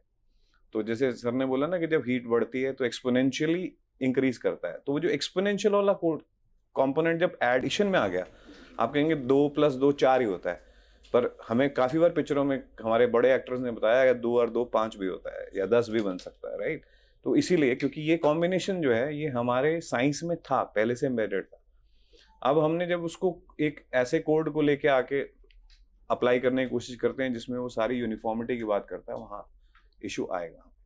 तो ऐसा नहीं कि हमारे जो नेशनल कोड्स हैं जिनकी मैं बात कर रहा हूँ, हमने एक इनफैक्ट मेरे एक बड़े अच्छे मित्र हैं, वो एक क्लास भी चलाते हैं, कोड्स आर कूल, कि कोड्स को जानिए, उनको समझिए, क्योंकि उसको एक लिमिटेड तरीके से समझना वो भी अपने आप में एक प्रॉब्लम है। मैं ये नहीं कहूँगा कोड की कमी है हमारे पास कोड के अंदर के कुछ रास्ते होते हैं बच के निकलने के, ठीक है ना। एक होता है जैसे बिल्डिंग के अंदर आने का मेन दरवाजा, और एक होता है बच के निकलने का पीछे वाला दरवाजा। तो हमारे यहाँ पे आप बच के दरवाजा निकलते हैं, बच के निकलने वाला दरवाजा पकड़ते हैं, लोग, या आप उस दरवाजे से आना चाहते हैं जहाँ पे आपको, अब देखिए ना, आप अगर मेन दरवाजे से आइए, आपको कपड़े भी बढ़िया पहनने पड़ेंगे, मुस्कुराहट भी रखनी पड़ेगी चेहरे में, एक वार्म वेलकम मिलेगा, वहां से खिसकने वाले आदमी पसीने से भरा हुआ भी निकल रहा होगा, ठीक है ना। तो ये अगर हम बदल लें सोच में अपनी, तो कोड दोनों रास्ता डिफाइन करता है। सिर्फ ये है कि हम उसके से बचने का रास्ता ढूंढ रहे हैं, वहां मुसीबत ज्यादा है। rather than going a short way, हम लोगों को जो प्रॉपर कंप्लायंस के साथ साथ इसको, इसी शहर में आपको अच्छी बिल्डिंग मिलेंगी, यस सर, ठीक है ना, इसी शहर में आपको बुरी बिल्डिंग मिलेंगी, आपको समाज के अंदर एक अच्छा व्यक्ति और बुरा व्यक्ति भी मिलेगा। तो ये तो नहीं आप कह सकते कि समाज नहीं है या समाज की कोई कायदे कानून नहीं है, वो है। उसके बावजूद भी आप किस तरीके का चॉइस बनाते हैं, ये जो बदलाव है, जो आज की मेरे ख्याल से इस पॉडकास्ट के बाद लोगों के दिमाग में आएगा कि जब मैं अपना मकान बना रहा हूं तो मुझको क्या देखना है उसमें बहुत जरूरी है। एक होता है कि मैंने पड़ोसी का मकान देखा, उसने जो बनाया मैं उसी को कॉपी कर लूं, उसने शीशा लगाया मैं भी लगा। पर अगर आज आपको पता चल गया है कि भैया शीशा लगाने से गर्मी ज्यादा हो जाएगी आपके घर में, तो आप बोलेंगे ठीक है, उसकी गलती मैं क्यों रिपीट करूं। पर आज आप उसको मान लीजिए किसी एक सक्षम आदमी ने आपके सामने इस तरीके की बिल्डिंग बनाई है, आपको लगेगा यही एक आंसर है, क्योंकि मेरे जैसा आदमी आपसे मिला ही नहीं। तो आप अब इस माध्यम से कम ये पता चल जाता है कि ये जो एग्जाम्पल है जिसको मैं अच्छा मान रहा था, वो शायद अच्छी है नहीं सर। तो अब उस वेरिएशन में, अब जब आप अगली बार जब काम करने लगेंगे, जब अपनी चॉइस बनाने लगेंगे, तो आपको समझ में आएगा कि मुझे किस तरीके के भवन निर्माण की गतिविधि, अगर नहीं भी होंगी तो पढ़ लेंगे, हमारा तो लेंगे, कम से कम जाने बहुत सारी सेंसिटिविटी आएगी। देखिए, बहुत सारा यूट्यूब चैनल्स पे बहुत सारा इन्फॉर्मेशन अगर डायरेक्ट भी नहीं होगा, तो आज की डेट में इन्फॉर्मेशन एज में आप ये नहीं कह सकते कि आपकी जागरूकता मेरे मिलने से ही बढ़ेगी। बहुत सारा समाज में ऐसा मटेरियल है जो कि आप घर बैठे भी देख सकते हैं, और उससे आपकी वो जानकारी और जागरूकता बढ़ेगी, दिशा मिल गई। जागरूकता बढ़ाने के लिए अगर अच्छा स्टूडेंट होगा, अपने आप पहुंच जाएगा उसे। मेन सबसे ज्यादा जरूरत है इच्छा शक्ति की सर। वो इच्छा शक्ति अगर हम लोग थोड़ा डेवलप कर ले तो काफी चीजें हम सुधार सकते हैं सर। जैसे अभी आपने बात की थी हाइड्रेशन के लिए यू टोल्ड अस कि सिर्फ पानी सफिशिएंट नहीं है, और कई बार लोग जो है दे इग्नोर डिजीनेस और फटीग, और जो इनका जो कंफ्यूजन, मेंटल कंफ्यूजन हो जाता है, उसको भी इग्नोर कर देते हैं कि हाँ ये ऐसे चल रहा है। तो जैसे आपने बताया कि अदर ड्रिंक्स ये हैं, तो जो मोस्ट इजीली अवेलेबल या जो एक गरीब से गरीब व्यक्ति है, उसको पानी के अलावा मिनिमम क्या चीज उसको इस्तेमाल करना चाहिए? 1 लीटर पानी में 1 चुटकी नमक डाल लीजिए। 1 चुटकी नमक। अगर ज़रूरत हो, बहुत अच्छा उपाय नहीं है, तो अगर स्वाद और बढ़ाना हो तो हल्की सी शक्कर, वो भी आवश्यक नहीं है, वरना 1 लीटर पानी में 1 चुटकी नमक, बस इतना बहुत है। और अगर थोड़ा और वो हो तो छाछ पी सकता है, नमकीन छाछ। उससे ज़्यादा अगर उसके बजट हो तो नींबू की शिकंजी पी सकता है। और किस तरीके के सर जो फूड हैबिट्स हैं ये समर्स में जो आम लोग हैं, हर किसी को जो अपने जो बिल्डिंग्स में हैं या हर तरीके के, किस तरीके के फूड हैबिट्स को अडॉप्ट करना चाहिए during this food summers? Habits थोड़ा हल्का खाना खाएं जो आसान हो पचाने में, सुपाच्य भोजन जो आराम से पच जाए, जब आप बाहर निकलें तो आपको हैवी महसूस ना हो।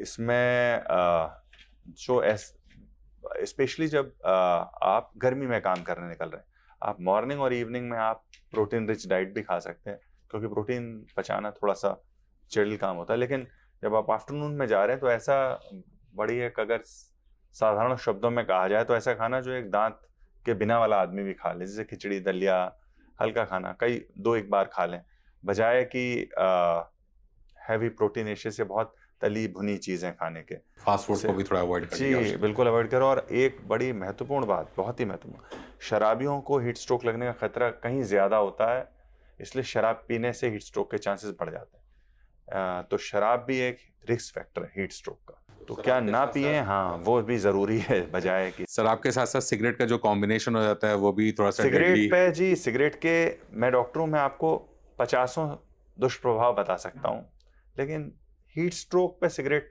मैंने मतलब अब मैं तक सर कोई उस पेपर नहीं एडेड पढ़ा इफेक्ट ऐसा। की बात कर रहा हूँ शराब के ऊपर। वो नहीं, उसके अपने पूरे सेट ऑफ लंग कैंसर और सीओपीडी से लेके आर्थराइटिस तक बढ़ जाते हैं। लोग बहुत कम लोग जानते हैं, लंग कैंसर, सीओपीडी सब जानते हैं, आर्थराइटिस भी सिगरेट पीने से बढ़ता है, और 50 उससे कैंसर बढ़ते हैं, प्रोस्टेटिक कैंसर। पर सिगरेट का हीट स्ट्रोक के बारे में मुझे आज तक मैंने कोई पेपर पढ़ा नहीं। अगर मैं भी अपने ज्ञान में इजाफा करूंगा यहाँ से जाने के बाद, मैं रिसर्च करूंगा, लेकिन अल्कोहल का है, ये पक्का है। नहीं, very correct sir, and I hope कि धीरे धीरे लोग इन सब चीज़ों को अडॉप्ट करें और अपने आप को और अपने आसपास की कम्युनिटी को और बेटर बनाएं। And we also believe that कि हमारे सर जो ट्रेडिशनल जो भी ट्रेडिशंस या जो रीति रिवाज हैं हमारे, वो they are very much close to nature. तो हम लोग जितना, कई बार ऐसी चीज़ें होती हैं कि जो हमारे बड़े बूढ़े जो हैं वो हमें कई बार सिखाते भी हैं, but due to advent of technologies और जो आजकल का जो थोड़ा सा जेंजी सिस्टम है, उसमें इस चीज़ों को लेकर थोड़ा सा कम सीरियसनेस है कि हाँ चलो हम पानी के लिए पूछे, जैसे सर ने बताया, या शरबत पिला दें। नहीं, वेरी करेक्ट सर। एंड इसी वजह सर मैं थोड़ा सा एक और हीट वेव के रिगार्डिंग IMD से रिलेटेड क्वेश्चन पूछना चाहूँगा। Sir, you have been the 3rd president of world meteorological organisation. तो वर्ल्ड लेवल पर जो डेवलप कंट्रीज हैं, व्हाट आर दे लाइक, उनके बेसिक प्लान्स क्या हैं हीट वेव से लड़ने के लिए, and our country is like doing much better if we compare with them, or like we are in the race? World meteorological organisation एक united nations का body है। इसके जरिए सभी तरीके का वेदर एंड क्लाइमेट सर्विसेज और क्लाइमेट चेंज एस्पेक्ट्स को एक पॉलिसी स्टेटमेंट जारी होता है, और इसको कोऑर्डिनेशन बॉडी आप बोल सकते हैं।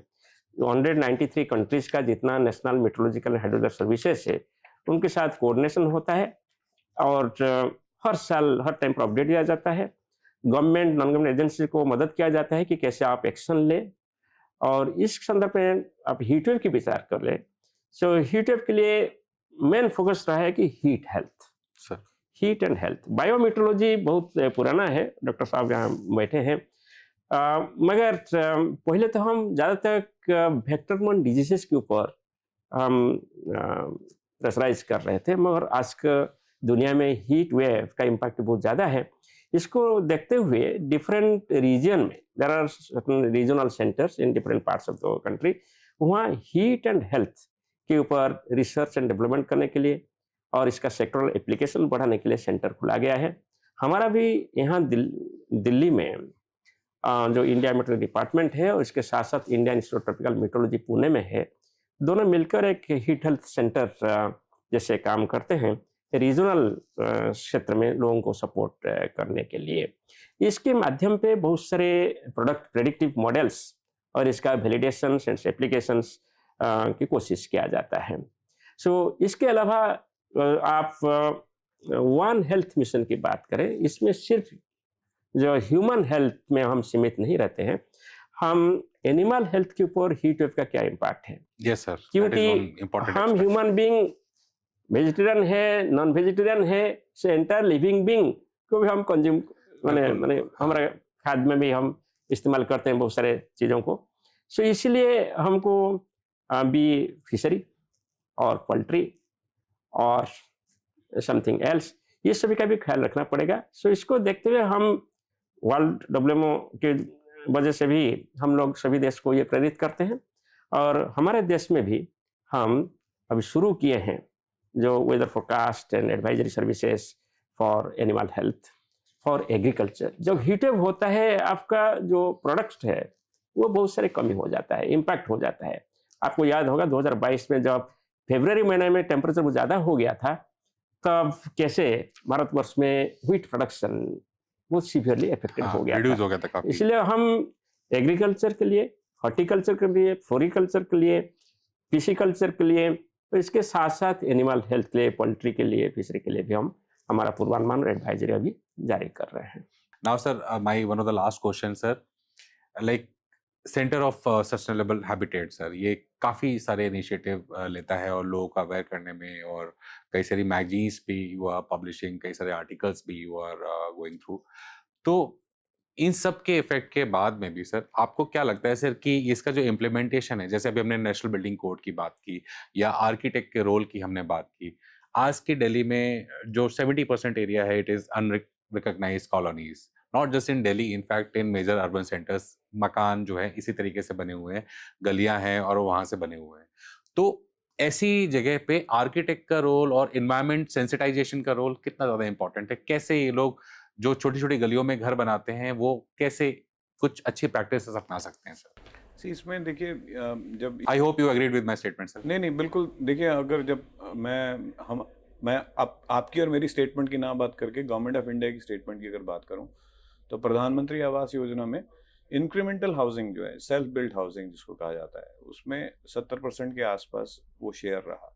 नए वाले या आपके बिल्डर्स के द्वारा बनाए गए उनका शेयर कम रहा, जिसको अफोर्डेबल हाउसिंग हम कहते हैं। प्रधानमंत्री आवास योजना में 70% इज इंक्रीमेंटल या self build housing. Self build में हमने जैसे जब हम बिल्डर्स बनाता है या आप कभी बड़ा कॉलोनी कोई डेवलप करता है या गवर्नमेंट डेवलप करती है, उसमें रोल ऑफ आर्किटेक्ट बड़ा इंपॉर्टेंट होता है।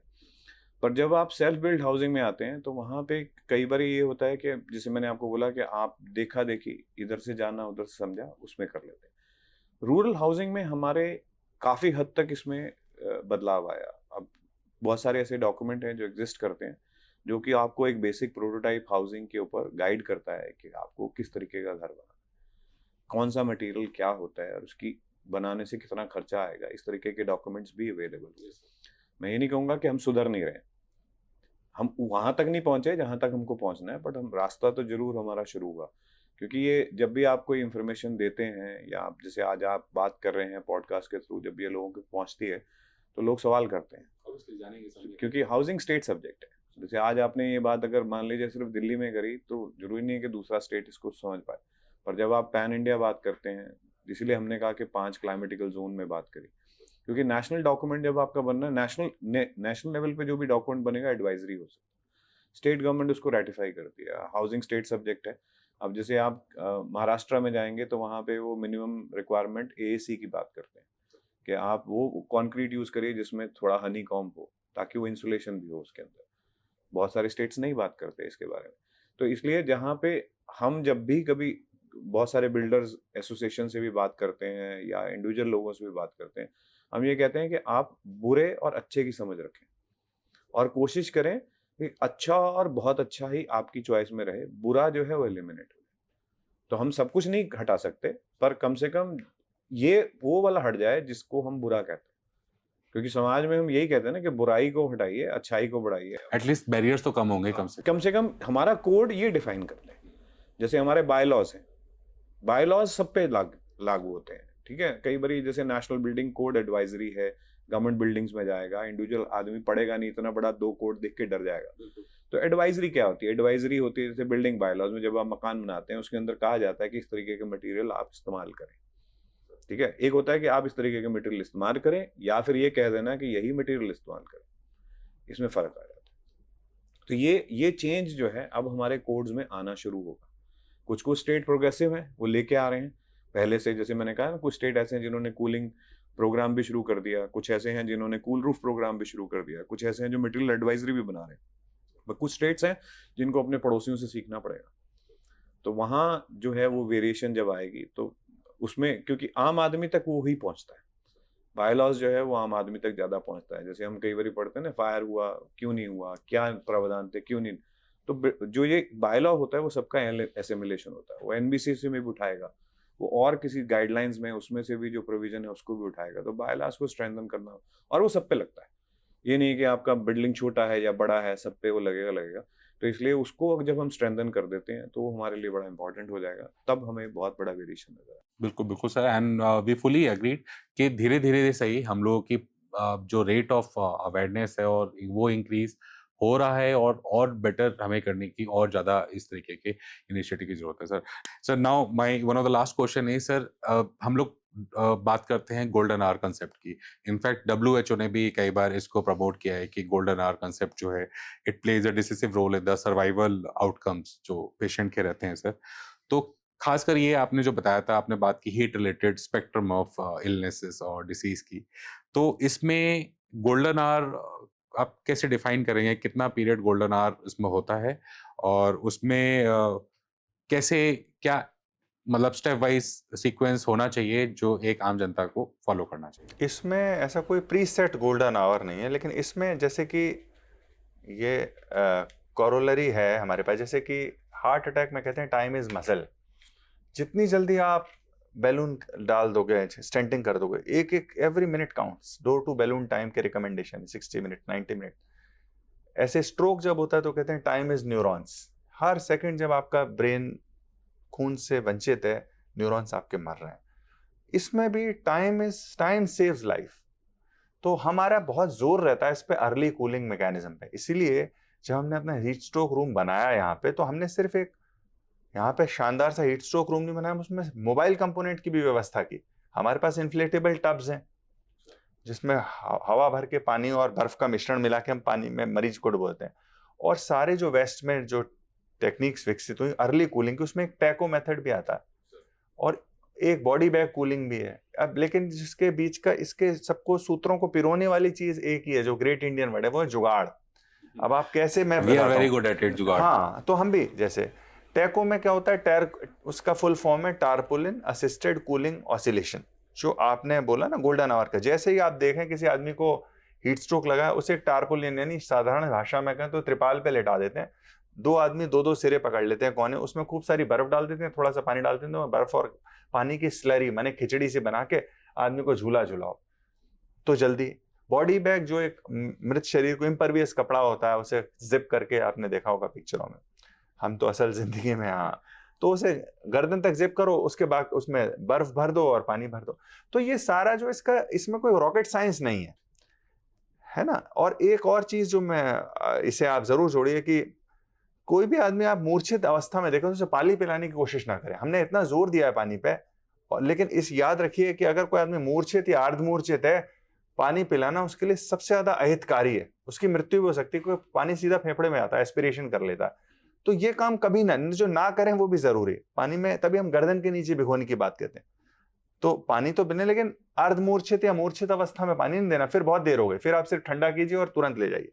किसी भी मूर्छित व्यक्ति को कभी पानी नहीं देना चाहिए, किसी भी केस में सर। किसी भी केस में। अगर कई बार इससे भी बीसियों बल्कि हजारों गुना कॉमन, सबसे ज्यादा जो हम अवस्था देखते हैं डायबिटिक्स में, 8 से 10 करोड़ डायबिटिक हैं भारत में, उन्हें अक्सर करके हाइपोग्लाइसीमिया हो जाता है, यानी अचानक से ज्यादा दवाई या इंसुलिन लेने की वजह से शुगर में रक्त में शुगर कम हो जाती है, तो 55 के भी नीचे पहुंच जाती है, तो आदमी बेहोश सा हो जाता है। तो हम हमेशा कहते हैं जब शक्कर कम हो तो शक्कर का पानी पी लें, लेकिन वो तब तक के लिए है जब तक वो होशो हवास में। अगर मूर्छित आदमी को आप पानी पिलाओगे, भले ही शक्कर का पानी हो, तो वो सीधा फेफड़े में जाएगा। तो मूर्छित व्यक्ति को कभी भी ORS का घोल, शिकंजी, पानी, चाय, नमक कुछ नहीं देने की जरूरत, उसे सिर्फ आप डॉक्टर को दिखाएं।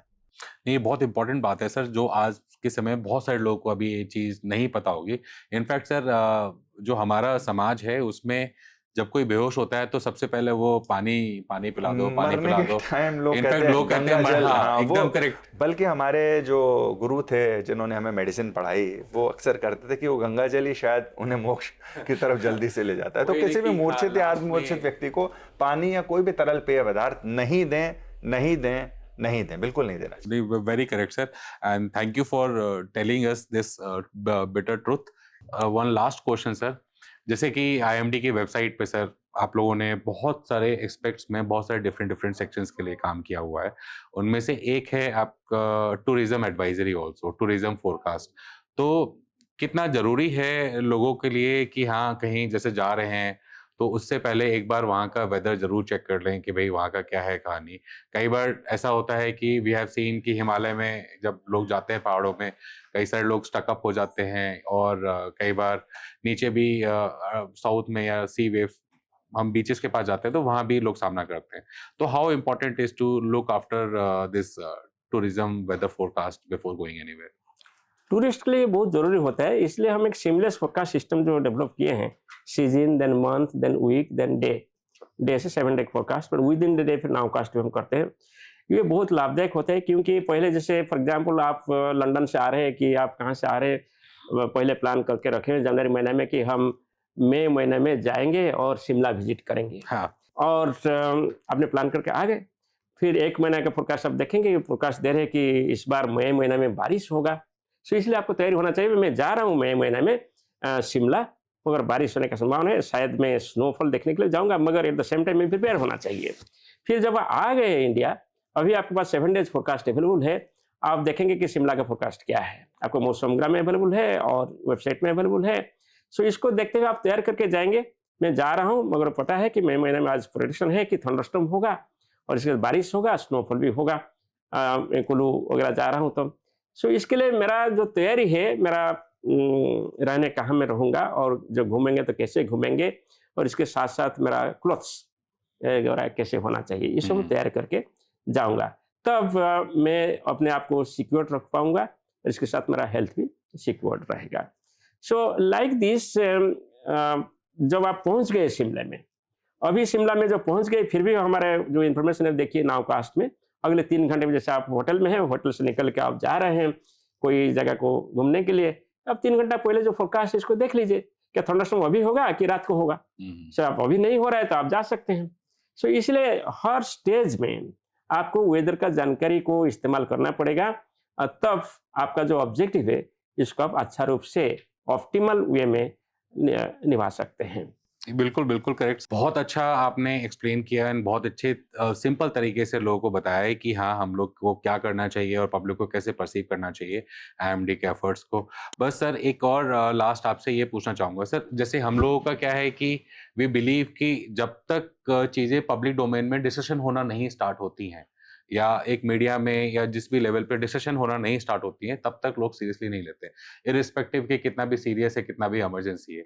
तो इस तरीके के जो कन्वर्जेशंस हैं, डायलॉग्स और डिस्कशंस हैं, तो क्या ये किस तरीके से रोल प्ले कर सकते हैं सर थोड़ा अवेयरनेस में? आपने सही बात बताया।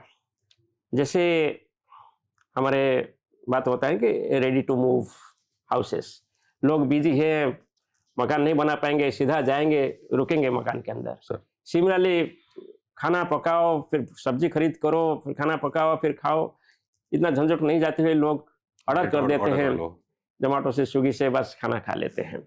लाइक दिस, जब आप कोई वेदर इंफॉर्मेशन दे रहे हैं, ये कंप्लीट सिस्टम होना चाहिए इंफॉर्मेशन का, और ये इजीली अवेलेबल होना चाहिए, एक्सेसिबल होना चाहिए, और जो यूजर है, जैसे किसान भाई हो कि टूरिस्ट हो कि कोई मजदूर हो, उनको अपना लैंग्वेज में इसी ढंग से ये स्थापना किया जाए जैसे कि वो एक्शन ले सके।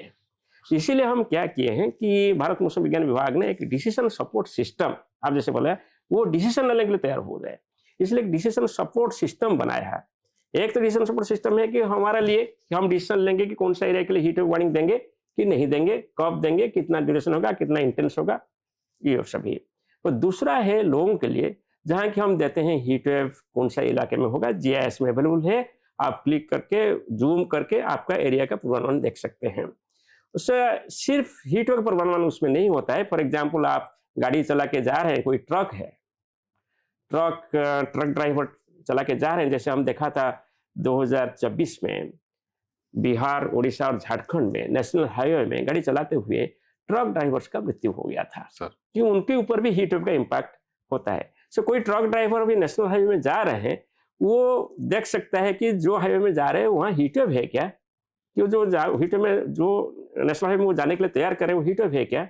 सो हमने क्या किया कि नेशनल हाईवे अथॉरिटी के साथ कोलैबोरेट करके उनका जो नेशनल हाईवेज का जो नेटवर्क है इसको इसके ऊपर सुपर इम्पोज किए हैं। सिमिलरली जो इंडियन रेलवेज है, लोग भी रेल में ट्रैवल करते हैं, बहुत सारे लोग एसी में ट्रैवल करने के लिए भी एफोर्ड नहीं कर पाएंगे, बहुत सारे कूलीज पोर्टर्स होते हैं स्टेशन के ऊपर। सो हर रेलवे स्टेशन और हर रेलवे लाइन अभी भारत मौसम विज्ञान विभाग का जो डिसीजन सपोर्ट सिस्टम है पब्लिक के लिए, इसमें अभी प्रयोग होता है। सो आप आइडेंटिफाई कर लेंगे, मैं अभी फॉर एग्जांपल जा रहा हूँ कानपुर रेलवे स्टेशन को, मुझे यात्रा करना है कानपुर से वाराणसी, वो रेलवे लाइन पर के हीट होगा क्या, और जो यहाँ रेलवे स्टेशन मैनेजर है उनको पता चल जाएगा, he will make arrangement water, और he will ask the porters भाई डोंट गो आउटसाइड, अभी हीट वेव चल रहा है, and he will make arrangement for the passengers to sit inside. So ये सभी अरेंजमेंट अभी हो सकता है, अर्ली एक्शन हो सकता है जब हमने रेलवे स्टेशन रेलवे लाइन को इसमें इस्तेमाल कर दिया। सिमिलरली जो पावर सेक्टर है, जो आप बोल दिया कि हीट वेव चल रहा है दिल्ली में फॉर एग्जांपल, आपको पता होगा समर में कितना पावर फ्लक्चुएशन होता है और ट्रिपिंग हो जाता है। बिल्कुल। जब हम बोल देंगे कि अगले 5 दिन में हीट वेव होने वाला है, तब जो पावर डिस्ट्रीब्यूटर्स है, जो पावर जनरेटर्स है, वो सब डिसीजन लेंगे कि कैसे हम ये पावर रिक्वायरमेंट को मिले, क्योंकि जब हीट वेव बढ़ जाते हैं तो पावर रिक्वायरमेंट कुछ ज़्यादा हो जाता है। सो यही कोशिश रहा कि लोगों को भी पता चलेगा भाई हीट वेव चल रहा है, पावर का प्रॉब्लम होगा। सो हम यही कोशिश कर रहे हैं जितना सोशियो इकोनॉमिक सेक्टर्स है, starting with schools, colleges, roads, bridges, culverts, other major infrastructures, even ports, airports, then railway lines, national highways, सभी को हमने हमारा जो पब्लिक डिसीजन सपोर्ट सिस्टम है इसमें हम जोड़े हुए हैं। बिल्कुल बिल्कुल सर। इसको इस्तेमाल करके कोई भी पब्लिक, कोई भी डिजास्टर मैनेजर्स, कोई भी स्टेक होल्डर अपना डिसीजन ले सकता है हीट वेव की वजह से उनको क्या करना है। बिल्कुल बिल्कुल सर, एंड वेरी करेक्ट। और बहुत सारी चीजें ऐसी आपने बताई हैं जो लोगों को शायद इनको इतना आइडिया नहीं है। सो फ्रेंड्स, ये this is one of the rare episode जहां पर director general of Indian meteorological department इतनी आसान भाषा में आके खुद आपसे इंटरेक्ट करके और आपको ये सारी चीजों के बारे में बता रहे हैं। तो अब हमारी मेन जिम्मेदारी ये बनती है कि हम इन बातों को समझें और इनको अपने जीवन में अमल करें, और कई अपने के साथ साथ हम कई सारे लोगों की जानें बचाएं। एंड सर, जैसे कि you are heading the emergency department of Ram Manohar Lohia, and we have seen कि Ram Manohar Lohia और ABP IMS, they are having very good ecosystem of this medical knowledge, और जो भी इस knowledge को excel करने के लिए काफ़ी अच्छा ecosystem है, और patient का भी काफ़ी burden आप लोग झेलते हैं। तो final सर, अगर मैं बोलूँ कि how this ecosystem can be much more better, और हम लोग बाहर की कंट्रीज से हम क्या क्या और सिस्टम हम इनकलकेट कर सकते हैं अपने इन मेडिकल एजुकेशन और इस सिस्टम में सर? हाँ, ये तो अच्छा, बाहर की कंट्रीज में सिस्टम रोबस्ट हैं, और दूसरी बात एक चीज़ और है, वहाँ पे पैरामेडिक्स और नर्स हाईली ट्रेंड होते हैं, जो हमारे सिस्टम में अनफॉर्चुनेटली नहीं है। वहाँ आधे वक्त पैरामेडिक्स चीज़ें बहुत ज़्यादा मैनेज कर ले जाते हैं। जैसे कि जो काम हमारे यहाँ बहुत, हम लोग एक जो हमारे यहाँ क्लास सिस्टम सा है मेडिकल साइंसेज में, इसमें हमें अपने पैरामेडिक्स को ज़बरदस्त तरीके से ट्रेन करना पड़ेगा। ये एक बहुत बड़ी बात है। और हमें अपनी एम्बुलेंस व्यवस्था बहुत अच्छी करनी होगी। मैं इस बात की काफ़ी सर्टेनिटी से कह सकता हूँ कि इस रूम में जैसे हम 5-7 लोग हैं, उसमें से अगर यहाँ इमरजेंसी हो तो आधे लोगों को नहीं पता होगा कि एम्बुलेंस का नंबर क्या होता है। Exactly, हाँ, तो ये एक हमारे यहाँ लैक करता है। दूसरी बात, हमारे यहाँ एक पब्लिक अवेयरनेस अनफॉर्चुनेटली भी लैक है। जैसे कि, और अनफॉर्चुनेटली हमारे देश का दुर्भाग्य है कि इतनी हम डिसेंसिटाइज हो जाते हैं, इतनी आसपास गरीबी और देखते हैं। जैसे कि आप सड़क से गुजर रहे हो और एक आदमी पड़ा हो, ऐसा नहीं हो सकता पश्चिमी देशों में कि कोई it comes across as surprise to them, अरे बेहोश कैसे हो गया। हम लोग ये मान के चलते हैं यार चरस पी ली होगी या, तो ये क्योंकि मेडिकल हम तो ये देखते हैं, हमारे यहाँ पुलिस उठा के लाती है और इस बात को महसूस करते हैं कि अगर वक्त पे कर दिया होता कुछ तो क्या हो सकता था। तो ये हमारे यहाँ एक मानवीय चेतना का भी थोड़ा सा और इसका विस्तार करना पड़ेगा। ये तो एक वृहद विषय है जिसपे एक अलग समीक्षा की बात है। ये बिल्कुल बिल्कुल सही है सर, एंड वी बिलीव शायद धीरे धीरे हम अपनी सिचुएशन को उभारें सर। एक्चुअली एक और सर, इसमें जब हम कंपैरिजन की बात करते हैं from developed countries and India, तो यहाँ पे ट्रॉपिकल और टेम्परेट जोन की, जैसे सर ने बताया, तो जो ट्रॉपिकल कंट्रीज है जो सबसे ज्यादा सीवियरली इफेक्टेड हैं, मतलब जो ट्रॉपिकल बेल्ट में आती है, वहाँ ऐसे इनिशिएटिव आप कोई ऐसा कुछ कोट करना चाहेंगे जो हम लोगों को अडॉप्ट करना चाहिए, जिसे हमने अभी तक अडॉप्ट नहीं किया है? Is there any initiative? Tropical और एक्स्ट्रा ट्रॉपिकल कंट्री में जो हीट वेव होता है, इससे सबसे बड़ा डिफरेंस यही है कि ट्रॉपिकल कंट्री में ह्यूमिडिटी ज़्यादा है, यस सर। आपका फील लाइक टेम्परेचर ज़्यादा है, इसलिए जो इम्पैक्ट आप देखेंगे, इसका इम्पैक्ट ज़्यादा होता है, क्योंकि आपका बॉडी डिहाइड्रेशन होता है और डिफरेंट तरीका का डिजीजेस भी डेवलप हो सकता है। इसलिए जो इम्पैक्ट की कंपेयर करूं तो ट्रॉपिकल कंट्रीज में इसका इम्पैक्ट ज़्यादा है। सो इसलिए हम एक्स्ट्रा ट्रॉपिकल कंट्रीज में जो प्रावधान रखते हैं, सर इसको न देखकर हमारा जो रिक्वायरमेंट है, इसको हम फुलफिल करें और आवश्यक पदक्षेप लें। को बिल्कुल correct sir.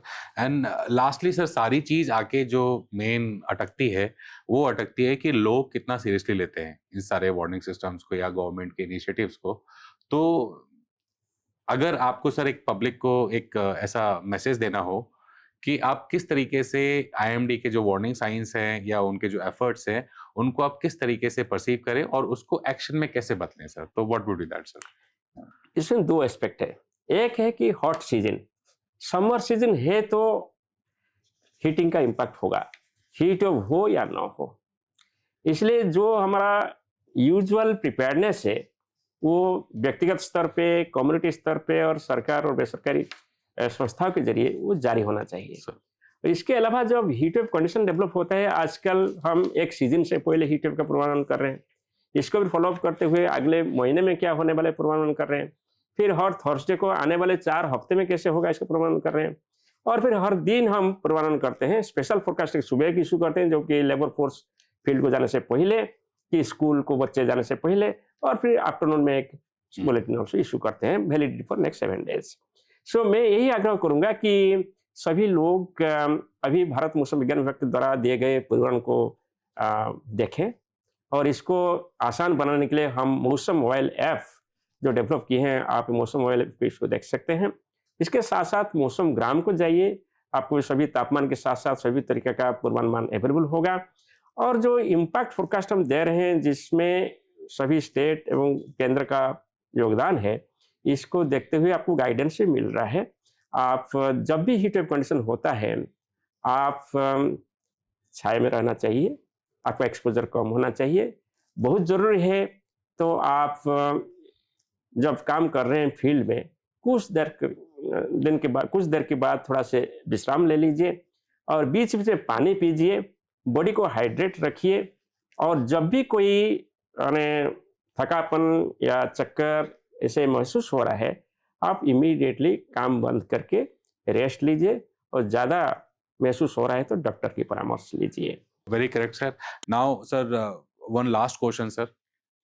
Although you have explained each and every detail regarding heat stroke and heat-related illness, but फिर भी अगर मैं आपको ये बोलूँ कि सर आपको एक पब्लिक को एक लास्ट संदेश देना है कि गर्मियाँ आते ही, खासकर in tropical countries like India, गर्मियाँ आते ही दे शुड ये चीज़ें मेरे पास पूरी होनी चाहिए और ये चीज़ मुझे करनी है, इस तरीके का 4 या 5 अगर कुछ चीज़ आप बताना चाहेंगे तो वो क्या होगा? देखिए, पहला, अगर हो सके तो इंक्लीमेंट वेदर में, यानी बहुत ख़राब गर्मी, शदीद गर्मी पड़ रही हो तो उसमें बाहर जाने से बचें।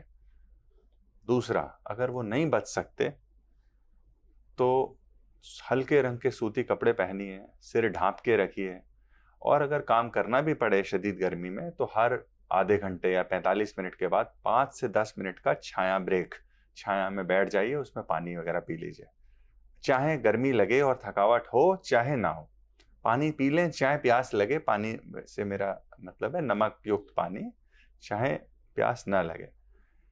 तीसरी बात, कभी किसी व्यक्ति को अपने आसपास पाएं कि वो गर्मी में काम कर रहा था और उसकी सुध-बुध खो गई है और वो गिर पड़ा है और छूने से बहुत ही गर्म है, तो उस पर तुरंत गर्दन के नीचे उसे पानी डालें। अगर आप बगलें और जांग में बर्फ लगा सकते हैं तो बहुत बेहतर।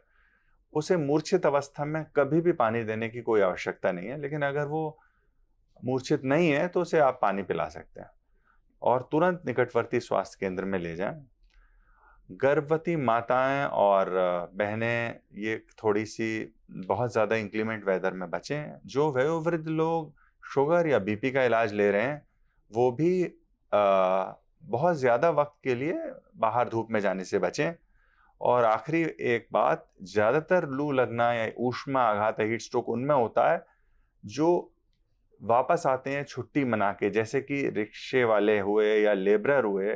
वो काम कर रहे हैं तो उनका शरीर बहुत एडेप्टेबल हो जाता है, लेकिन जब वो जैसे छुट्टी पे चले गए और वापस उसी सिमिलर फिजिकल एक्टिविटी को रिज्यूम कर देते हैं तो उन्हें हीट स्ट्रोक होने की संभावना हो जाती है। तो इसमें acclimatization takes time, but deacclimatization is very fast in human body. तो बनने में, जैसे आप 4 दिन जिम बनने में मसल लगती है आपको सालों, लेकिन अगर आप 2 महीने भी छोड़ दोगे तो आपकी मसल एट्रोफी। तो जो ये बात, ये सब वो कॉमन चीज़ें हैं मैंने देखा। और एक सॉरी थोड़ा लंबा हो रहा है आपके माध्यम से, जैसे कि जो एम्प्लॉयर्स हैं वो ये बात सुनिश्चित करें कि उनके एम्प्लॉय ये सब करें, क्योंकि उनमें ज्ञान और थोड़ी अवेयरनेस का अभाव होता है। अपनी फैक्ट्रियों को हवादार बनाए, कूलर भी नहीं तो कम से कम खिड़कियां तो लगा सकते हैं, क्योंकि हमारे पास ऐसे केसेस हैं जिसमें चारों तरफ से बंद एक पिंजड़े की तरह फैक्ट्री थी, उसमें पानी मटके की व्यवस्था भी नहीं थी। तो आपके माध्यम से मैं ये भी कहना चाहूँगा, ये वो बुनियादी कुछ 4-5 चीज़ें जिससे आप मृत्यु दर इसकी बहुत बड़ी मात्रा में कम कर सकते हैं। बिल्कुल सर, बहुत अच्छी तरीके से आपने एक्सप्लेन किया है ये सारी चीज़ें।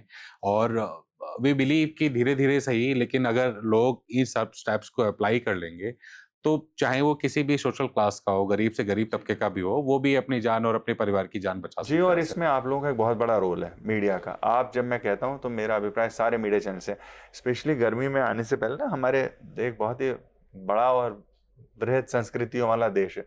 तो जैसे अभी मौसम वैज्ञानिक भी बता रहे थे ना, तो इसमें आपको पब्लिक मैसेजिंग की बड़ी उपयोगिता है। बजाय अस्पतालों के, हीट स्ट्रोक रूम्स के, इसमें छोटे छोटे उपाय से आदमी की जान बच सकती है। जैसे मिस्टर सरीन ने बताया, बिल्डिंग चेंजेस, इसमें प्रिवेंशन की वैल्यू है। जब तक हमारे पास मरीज पहुंचता है शायद बहुत देर पहले ही हो चुकी होती है। तो मैं तो ये कोशिश करूंगा और ऐसी दुआ करूंगा कि हमारे पास, हमें कम से कम हमारे पास आने की जरूरत पड़े। बिल्कुल सही। और अभी आपने एक बहुत अच्छी बात कही sir, the mindset. Now my last question from Sarin sir, कि हम देखते हैं सर, हमारे Indian we have trademark mindset कि सब कुछ चल रहा है, जब तक चल रहा है सब सही है, बट जिस दिन मेरे साथ हुआ मैं उसी दिन समझूंगा कि हाँ उसकी क्या अहमियत है। तो लोगों को इस एटीट्यूड से बाहर निकलने की कितनी आवश्यकता है कि ये जब मेरे साथ घटित होगा तब मैं उसको महसूस करूंगा कि हाँ ये चीज होगा। तो सेम ये सारी चीजें हम लोग बहुत इजीली, हम अगर देखते हैं रूपांतरित होते हुए, तो बिल्डिंग प्लान्स और कंस्ट्रक्शंस इस पूरे दौरान में, खासकर इंडिया में जो पूरा पैटर्न है, क्योंकि वो तो सर अभी एक रेगुलेटरी वे में और कोर्ट्स के साथ में जो बिल्डिंग कंस्ट्रक्शन है वो पिछले 8, मेरे ख्याल से 20 से 25 सालों पहले ही स्टार्ट हुआ है। नहीं तो जिसको, जैसे आपने बताया कि सेल्फ मेड वाला, सेल्फ कंस्ट्रक्शन वाला हिसाब किताब चल रहा था। तो लोगों को घर बनाने से पहले क्या माइंडसेट रखना चाहिए सर, खासकर in urban centres? Mindset sir, we talk about mindset. मैं उसी पे आ रहा हूँ कि मतलब ये एक बड़ा, आई थिंक, इंटरेस्टिंग क्वेश्चन है कि आदमी को माइंडसेट क्या रखना चाहिए। क्योंकि उसमें उसके डिसीजन में बहुत सारी चीजें आती हैं। मतलब एक परिवार में सर जब हस्बैंड वाइफ दोनों मिलकर डिसीजन ले लेते हैं, देखिए हमारे यहाँ पे कि कमरा यहाँ होगा, शाफ्ट यहाँ बनेगा, वेंटिलेटर यहाँ होगा। हमारे पास ना बड़ी अच्छी प्रक्रिया में, हमारे इवन सब्जेक्ट्स के डिजाइन में भी हमें एक बड़ी ट्रेडिशनल नॉलेज दी गई शुरू से। हम उसको इग्नोर करना बंद करें, क्योंकि हमारे पास बहुत अच्छी ट्रेडिशनल नॉलेज है। हमें कहा जाता है कि कोर्टयार्ड बेस्ड हाउसेस बहुत बढ़िया होते हैं। आप और हम जब भी छोटे थे तो हमें कोर्टयार्ड का फायदा क्या होता है कि सन को आधा काट देता है, क्योंकि अगर इधर से आएगा तो एक तरफ शेड ले आएगा, अगर इधर से आएगा तो एक तरफ शेड ले आएगा। तो कोर्टयार्ड बेस्ड हाउसेस में सेंटर में जो ओपन स्पेस जो होती है वो बड़ी फायदेमंद चीज होती है। तो आपका 50% ऑफ स्ट्रक्चर शेड में बैठा होगा। पर अब अगर हम उसी चीज को बदल दें, अब मैं मानता हूं कि बहुत सारी जगह पे नहीं बनाया जा सकता, जैसे आप कहते हैं कि बहुत कंजस्टेड एरिया है, तो बहुत सारे ऐसे डिजाइन है जिसमें अब आज की डेट में वेंटिलेशन का रोल बड़ा इंपॉर्टेंट हो जाता है। तो कुछ एक ऐसे प्रोटोटाइप वॉल्ड सिटी मेडिवल जो टाउन्स हैं उनमें आपने देखा होगा कि पीछे की तरफ एक शाफ्ट हुआ करता था, आगे फ्रंट में आपके दरवाजा या खिड़कियां हैं, पीछे से निकलने की जगह नहीं है, तो हर फ्लोर पे एक इस तरीके का ग्रिल वर्क लगा दिया जाता था जो कि हॉट एयर को रिलीज करते हैं। ये सब मुगल आर्किटेक्चर, और इनफैक्ट हम लोग मुग कहता है, कोई कुछ कहता है, हर जगह पे डिपेंडिंग ऑन दैट। तो मेडिवल में हमारे पास ये पुराना ओल्ड सिटी भी है अमृतसर में वॉल्ट सिटी भी है, ऐसे बहुत सारे शहरों में। अहमदाबाद फॉर एग्जांपल जिसकी हम बात कर रहे हैं, तो यूनेस्को हेरिटेज सिटी, उसके अंदर इतने सारे प्रावधान है पुराने बिल्डिंग टाइपोलॉजी में कि हमने हीट के साथ इतने साल से वो कितने सालों से वो शहर उस हीट को झेल रहा है और चल रहा है काम। और ये प्रॉब्लम आपकी नए वाले एरिया में ज़्यादा आ रही है क्योंकि वहाँ हम भूल गए ये सब। जो प्रोविजन है जो कि ट्रेडिशनल नॉलेज, उसको बिल्कुल रद्द नहीं करिए, बहुत जरूरी है। क्योंकि ट्रेडिशनल नॉलेज, अभी सर ने क्या बताया कि आप साइंटिफिक फैक्ट की बात नहीं, रेफ्रिजरेशन का सबसे पहला कानून क्या दिया कि भाई आप अपने लेवल पे ये एक्शन करके लाएं। तो अब अगर आप सारी चीज कहेंगे कि आपको कोई डिजाइन करके दे दे, उसके कम से कम बेसिक पैरामीटर्स पे रहिए कि मेरे को वेंटिलेशन, देखिए 3 चीजें बड़ी इंपॉर्टेंट है, shade, insulate and ventilate. Shade important हो गया जिसकी हम काफी देर से बात कर रहे हैं। वेंटिलेशन बड़ा इंपॉर्टेंट है कि हवा आए किस तरफ से आए, हवा को उस दिशा से लाना बड़ा जरूरी है जहाँ पे गर्मी कम होती है। ठीक है, अब उसको कैसे लाया जा सकता है, आपको मान लीजिए आपने हवा लानी है डायरेक्ट, एक तो है कि आपकी खिड़की बाहर को ओपन हो या उसके अंदर हल्की सी रिसेस्ड होके आती है, तो थोड़ा ठंडक के बाद उठाएगी तो ज्यादा बढ़िया हो जाएगा। तो वो कॉन्सेप्ट ले लेंगे। तीसरा है इंसुलेशन, तो बिल्डिंग के अंदर कुछ ऐसा प्रोविजन होना चाहिए जो हीट से लड़ तो सके। अगर हीट से लड़ने लायक नहीं है कि आपने मान लीजिए ऐसा मटेरियल बना दिया, जैसे आपके चाय जब आप हैंडल पकड़ते हैं तो उसके ऊपर एक वो होता है, चाय तो आपको पीनी है, ठीक है ना, पर ये तो नहीं है कि आपको हाथ भी जलवाना जरूरी है, तो उसके ऊपर एक कवर ऐसा लगा दिया जाता है जिसको इंसुलेशन कहा जाता है। तो अगर ये 3 चीजें आप ध्यान में रख लें तो उससे ज्यादा चौथी चीज की जरूरत ही नहीं है। आई थिंक इतना मामला यहीं पे सॉल्व हो जाएगा। नहीं, बिल्कुल sir, fully agreed sir. And धीरे धीरे सही हम आप सब लोग मिलके, आप जैसे सर ये एपिटोपिक एक्सपर्टीज वाले लोग धीरे धीरे जब और ज्यादा इस तरीके से रेप्लिकेट होंगे और इस चीजों को रेप्लिकेट करेंगे तो वी बिलीव कि हाँ हम लोग भी एक डेवलप कंट्रीज की तरह अच्छे माइंडसेट की तरह हम लोग मूव करेंगे। सो सर नहीं, पर इसमें मैं डिसएग्री करूंगा। डेवलप्ड कंट्रीज में भी टारमैक मेल्ट हुआ। Developed countries are trying to learn from India how to work on adaptive comfort. Adaptive comfort हमारी कंट्री में बहुत अच्छे से एस्टैब्लिश्ड है, हम नकारिए नहीं उसको। मैं तो ये कह रहा हूँ उसको दोबारा साकार रूप में लाइए। आप वहां के कोड को यहाँ मत लाइए क्योंकि वो वहां तो दिक्कत बहुत ज्यादा है, बिकॉज उन्होंने टोटल एयर कंडीशनिंग हाउसिंग बनाया है। जब गर्मी हुई तो उनको पता ही नहीं था क्या रोल होता है बाकी एडेप्टिव कंफर्ट का। हमारे देश में ज्ञान बहुत है इसका, हम इतने सालों से इस गर्मी के साथ ही लड़ रहे हैं। तो ऐसा कुछ नहीं नया जो हमें करना है, सिर्फ हमारी समस्या वहां शुरू हुई जहां हमने अपने को त्याग के दूसरे को पाने की कोशिश करने लगे और बिना जाने कि वो एक्चुअली अच्छा है कि बुरा है।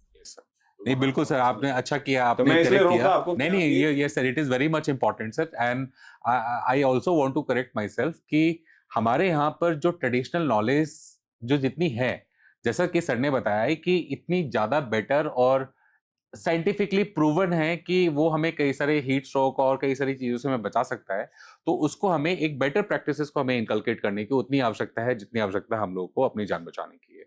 सो सर थैंक यू, बहुत अच्छा लगा। एंड हम लोगों को, हमारे दर्शकों को और जो भी ये पॉडकास्ट ये वीडियो इसके बाद देखेंगे उन सबको आज के इस एपिसोड से बहुत सारी वैल्यू एडिशन उनके माइंडसेट में होगा, उनके नॉलेज में वैल्यू एडिशन होगा। So once again sir thanks a lot कि आप आए और अपने बिजी शेड्यूल में से अपना टाइम दिया।